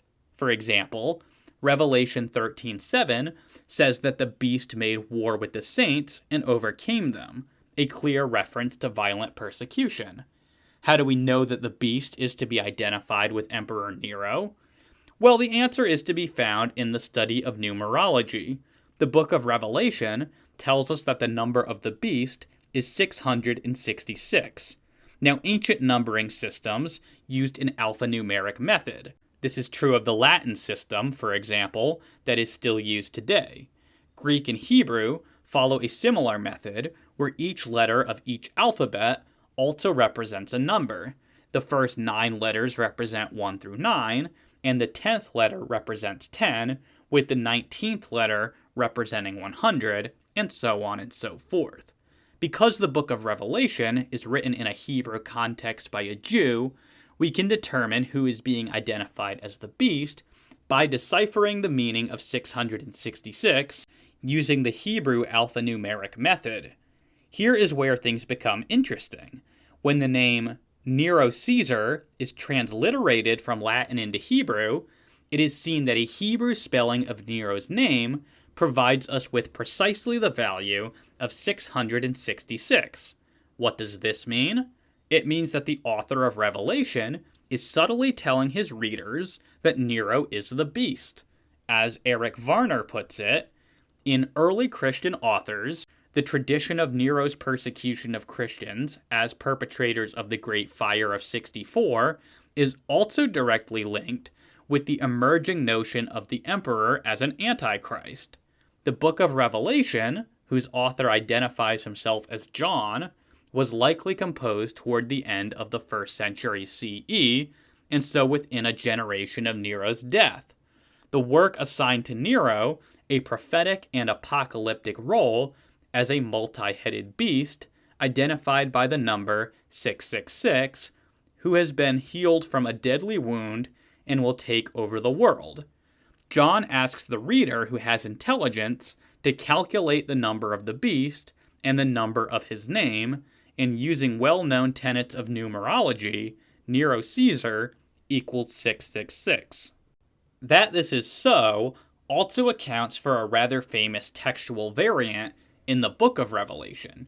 Revelation is notorious for the fact that certain ancient Greek manuscripts of Revelation give the number of the beast as being 616 instead of 666. Why might this be? Well, it turns out that given the Latin alphanumeric system, The name Nero Caesar is equivalent to 616. Apparently, certain copyists of Revelation didn't want Latin speakers to miss the point that Nero was the beast. The upshot here is that Revelation provides us with another early source affirming that Nero persecuted Christians. How much earlier is Revelation than Tacitus? I find myself sympathetic to the arguments of Kenneth Gentry in his book Before Jerusalem Fell, which suggests that Revelation was written prior to 70 AD. If Gentry is right, then Revelation provides a contemporary or near-contemporary source. But even if we accept more mainstream dating for Revelation, sometime in the mid-90s AD, this still places it around 20 years prior to Tacitus. The main point here is just that Tacitus does not stand alone in affirming that Nero persecuted Christians. Whatever may be said about the quality of the New Testament evidence, the Pauline evidence, or the patristic evidence for the persecution of the early Christians, the attack on Tacitus must be judged to be most pitiful indeed. The evidence would appear overwhelmingly clear that Nero did indeed persecute Christians. So to wrap this section up, the evidence for the early persecution of the church is strong, and the evidence for the martyrdoms of some of the apostles, notably Peter and Paul, is considerable. Skeptics are right to correct many of the overstatements which have been made by careless Christian apologists over the years, but I have emphasized the fact that one does not need the apostles to have actually been killed for their belief in the resurrection in order to acquire evidence for their sincerity. For this, one only needs a general context of persecution against Christians. Furthermore, I have argued that Peter and Paul, at least, did indeed die as martyrs. Herbert Workman concludes the matter rather well, saying, "The truth, as is generally the case, lies between the two extremes. We may dismiss at once the incredible legends in which the medieval church delighted. Accuracy in figures is but a modern foible. But with equal justice, may we claim as an exaggeration the idea that the penal laws against the Christians were not put into force, save at certain rare and infrequent intervals. The Christians were always liable to persecution and death. The smoldering fires of popular hatred or official zeal might break out against them at any moment." Now, it's not uncommon for counter-apologists to respond to the case I have been making by objecting that people can indeed die for lies. A favorite example here is radical Islamic suicide bombers, who likewise demonstrate a willingness to die for their faith. But clearly that doesn't make Islam true. As Candida Moss puts it, this argument is more persuasive to Christians than to non-Christians. After all, people will die for a lot of things, and, in the ancient world, this included country, city, virginity, religion, and relatives. This does not automatically make their actions correct, or their causes just. Now, I think that this is a good response to the careless, but unfortunately often repeated claim by Christian apologists that no one would ever die for a lie. Plainly, that is not true, but I would make 2 points by way of response. In the first place, while it is easy to find examples of people who unwittingly die for a lie, it is considerably more difficult to find examples of people who both willingly and knowingly die for a lie. In the case of the apostles, we are talking about people who are in a position to know whether or not what they are saying is a lie. Since they are the source with which belief in Jesus' resurrection originated, they would surely know whether or not they were lying. And in this respect, they are different than suicide bombers who are not in a comparable position to know the truth or falsity of their religious beliefs. As Timothy and Lydia McGrew observe, it is sometimes urged that kamikaze pilots, suicide bombers, and Nazis were willing to give their lives for what they believed was true. The objection may be put more broadly. Virtually every religion has its zealous adherents who have been willing to die for what they believe. Why, then, should the willingness of the apostles to die as martyrs be of special epistemic interest? The answer is that this description blurs the distinction between the willingness to die for an ideology and the willingness to die in attestation of an empirical fact. It is clear that neither kamikazes, Nazis, nor suicide bombers died to affirm the reality of something that they had seen with their eyes and their hands had handled. Thus, their deaths and the falsehood of some of their beliefs tell us nothing about the probability that a man will die to make an affirmation like that of the apostles when it is in fact false. Second, my argument for the resurrection does not conclude that the resurrection really happened just because the apostles wouldn't die for a lie. I explicitly leave open the possibility of the apostles being honestly mistaken, even if they weren't lying. I am utilizing the persecution and martyrdom of the early church to rule out the notion that the apostles were lying about the resurrection. They were sincere. And cases like that of suicide bombers, which are supposed to be a counterexample to this claim, actually support it. Suicide bombers presumably are willing to die for their causes because they sincerely believe in them. It's just that they are honestly mistaken. And the same point applies to the apostles. It could be that they were honestly mistaken about the resurrection, but their willingness to die for this belief is absolutely evidence for the sincerity of that belief. Mike Licona makes this point quite well, saying, "The disciples' willingness to suffer and die for their beliefs indicates that they certainly regarded those beliefs as true. The case is strong that they did not willfully lie about the appearances of the risen Jesus. Liars make poor martyrs. No one questions the sincerity of the Muslim terrorist who blows himself up in a public place, or the Buddhist monk who burns himself alive as a political protest. Extreme acts do not validate the truth of their beliefs, but their willingness to die indicates that they are sincerely convinced of the truth of their beliefs. Moreover, there is an important difference between the martyred apostles and those who die for their beliefs today. Modern martyrs act solely out of their trust in beliefs passed along to them by others. The apostles died for holding to their own testimony that they had personally seen the risen Jesus.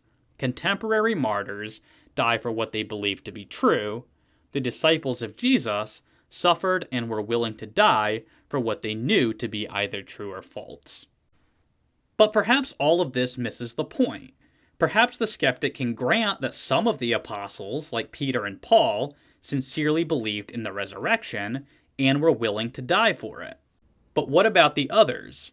True, persistence in the face of a general context of persecution might indicate sincerity, but how can we know that the vast majority of the apostles really did persist in the faith? Do we really know that they did after the closing of the book of Acts? Dale Allison expresses skepticism on this front, saying, "The apologetical literature again and again avows that since the 12 apostles and Paul gave their lives for their religious cause, or at least endured public scorn, persecution, and physical hardships, they must have been absolutely sincere in their beliefs. That is, they must have truly believed that God raised Jesus from the dead. I concur, as would most, that at least 4 of the witnesses in 1 Corinthians 15, 3-8, Peter, Paul, James the brother of Jesus, and James of Zebedee, one of the 12, were martyred. I disagree, however, that we have much, if any, knowledge about the rest.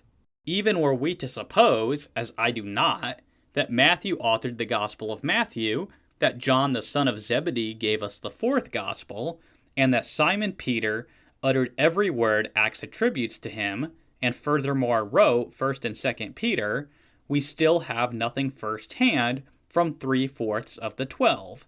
Where do these people speak for themselves? And how can anyone know that all of them would have wholeheartedly agreed without qualification with everything others wrote about them under the rubric the 12? We, in truth, know next to nothing about most of these characters, who are little more than names. Even were one recklessly to imagine that Acts gives us nothing save unembellished history, the 12 disappear after Acts 6. So we know no more about most of their post-Easter lives than we know about their deaths. 2 points can be raised in response to Allison's criticism. First, we may be content to rest the case for the resurrection on just those witnesses whose testimony we do possess. The sincerity of Bartholomew or of Simon the Zealot need not be doing any work in making the case for the resurrection, so it is irrelevant that we know almost nothing about these individuals. One can argue that the witnesses which we do have, Peter, Paul, Matthew, and John, are of sufficient number and quality to sustain a rational belief in the resurrection, given their sincerity, and given that their being honestly mistaken can be ruled out. 4 credible eyewitnesses to the resurrected Jesus is actually quite good. Second, one may challenge Allison's claim that we know next to nothing about the continued faithfulness of the other disciples. While it must be admitted that we know little to nothing about some of the apostles after the book of Acts closes, I think we can know quite a bit more about some of them than Allison indicates. Contrary to Allison's claim, the 12 do not simply disappear from history after Acts 6. There is evidence that they remained active within the Christian community. Papias of Hierapolis, writing possibly as early as the 90s AD, and who was himself a disciple of the Apostle John, tells us, "If, then, anyone came who had been a follower of the elders, I questioned him in regard to the words of the elders, what Andrew or what Peter said, or what was said by Philip, or by Thomas, or by James, or by John, or by Matthew, or by any other of the disciples of the Lord, and what things Aristion and the presbyter John, the disciples of the Lord, say." What can we learn from Papias's words here? Well, we can learn that in addition to Peter, John, and Matthew, who Allison seems willing to grant, Andrew, Philip, and Thomas remained active within the Christian community. At a minimum, they were active enough to have followers of their own who were willing to share the teachings of these disciples with Papias. And in context, Papias is describing his methodology by which he learned of Jesus' teachings. So minimally we know from Papias that Andrew, Philip, and Thomas were teaching about Jesus and were active enough in doing so to accrue followers of their own. This indicates that they held positions of some notoriety within the church, which, of course, would have made them targets for Roman persecution. Hence, their faithfulness in the face of the threat of persecution supplies evidence for the sincerity of their belief. This alone boosts our percentage from Allison's 1/4 of the 12 who are known to have remained faithful to half who are known to have remained faithful. If, as I have argued, Acts is to be trusted, then James the son of Zebedee remained faithful until his execution by Herod. The evidence is somewhat more sparse in the case of Bartholomew and Thaddeus, but even here, we are not left completely in the dark. According to Hippolytus on the 12 Apostles, both Bartholomew and Thaddeus accompanied Thomas in spreading the gospel to India. India, in the Roman world, was just a vague term used for the lands east of the Roman Empire. As Litfin explains, the strongest line of tradition connects Bartholomew, like doubting Thomas and Judas Thaddeus, with missionary work in India. The ancient Romans were vague in their description of Eastern geography. The term India could cover a lot of territory. It sometimes referred to the Parthian or Persian Empire, which included regions that are today in Pakistan, Afghanistan, and Iran. In other words, Bartholomew tends to be associated with the Syrian and Persian peoples east of the Roman Empire. These lands are not far from Armenia, where other legends soon developed around the person of Bartholomew. However, as with Thomas, we cannot be certain that Bartholomew's evangelistic work reached as far as the modern nation of India. Granted, the historical value of Hippolytus is questionable, since he was writing well into the 3rd century, and some scholars dispute the authenticity of this work in any case. But still, Allison's statement that these apostles simply disappear from the historical record is misleading. It's not as though we have no information about them, and the information which we do have indicates that they remained faithful. This would raise the number of apostles who remained faithful, despite the threat of death, to 9 of the 11. It is unfortunately nearly impossible to know anything with confidence about James the son of Alphaeus. This is not because the early church didn't talk about him, but rather because they clearly confuse and conflate him with James the brother of Jesus and James the son of Zebedee. This makes parsing out which references actually refer to him virtually impossible. Simon the Zealot truly does seem to disappear after Acts 6. Passing references to him place him in every corner of the Roman Empire, making it difficult to say which, if any of them, is correct. But even conceding that we really can't say anything with confidence about these last 2 disciples, the evidence is strong that at least 7 of the 11 disciples remained faithful in spite of persecution. And, if we choose to give Hippolytus the benefit of the doubt, then this number swells to 9 of the 11 disciples remaining faithful in spite of persecution. Despite his pessimism, Allison does admit to feeling some force in this argument for martyrdom. However, he insists that this gets the apologist very little mileage. As he explains, despite my caution in the previous paragraphs, it still seems that the argument from sincerity carries some force for at least Peter, James the son of Zebedee, Paul, and James the brother of Jesus. At the same time, this popular argument from character has scant payoff. The argument from sincere belief only negates the long-discarded theory of Ramirez, who envisaged Jesus' inner circle clandestinely stealing his body and inventing a religion for their own gain. It takes us no further than that. And yet, this is all the argument from persecution and martyrdom is intended to accomplish, at least when it is deployed by thoughtful apologists. No serious defender of the resurrection thinks that one can automatically infer the reality of Jesus' resurrection from the bare fact that the disciples sincerely believed it. The possibility of their being honestly mistaken must also be addressed. This argument is intended to clear away one avenue by which the skeptic might try to explain away the testimony for Jesus' resurrection. And despite his labeling the argument for martyrdom as tenuous, Allison ends up admitting that it is successful in accomplishing exactly what it is intended to do. This video has surveyed the evidence for the persecution of the early church and for the historicity of the martyrdoms of at least Peter and Paul, and I have explained how this fits into an overarching case for the resurrection of Jesus. I have stressed that apologists need to be careful about overstating the case. Much of the evidence for the martyrdoms of the apostles is late and legendary. I have emphasized that establishing persecution and martyrdom does not, by itself, establish the resurrection of Jesus. It merely supplies evidence for the sincerity of the principal witnesses.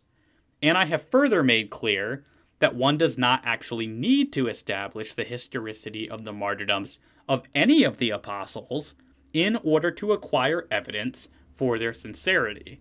The willingness of the apostles to hold fast to their belief in Jesus' resurrection in the face of the reality of Roman persecution is sufficient to establish this. I have also argued that martyrdoms are historically probable for at least some of the apostles. Lastly, I have fairly extensively engaged modern skeptics who are critical of the case for the persecution of early Christians and attempted to show that their objections do not succeed.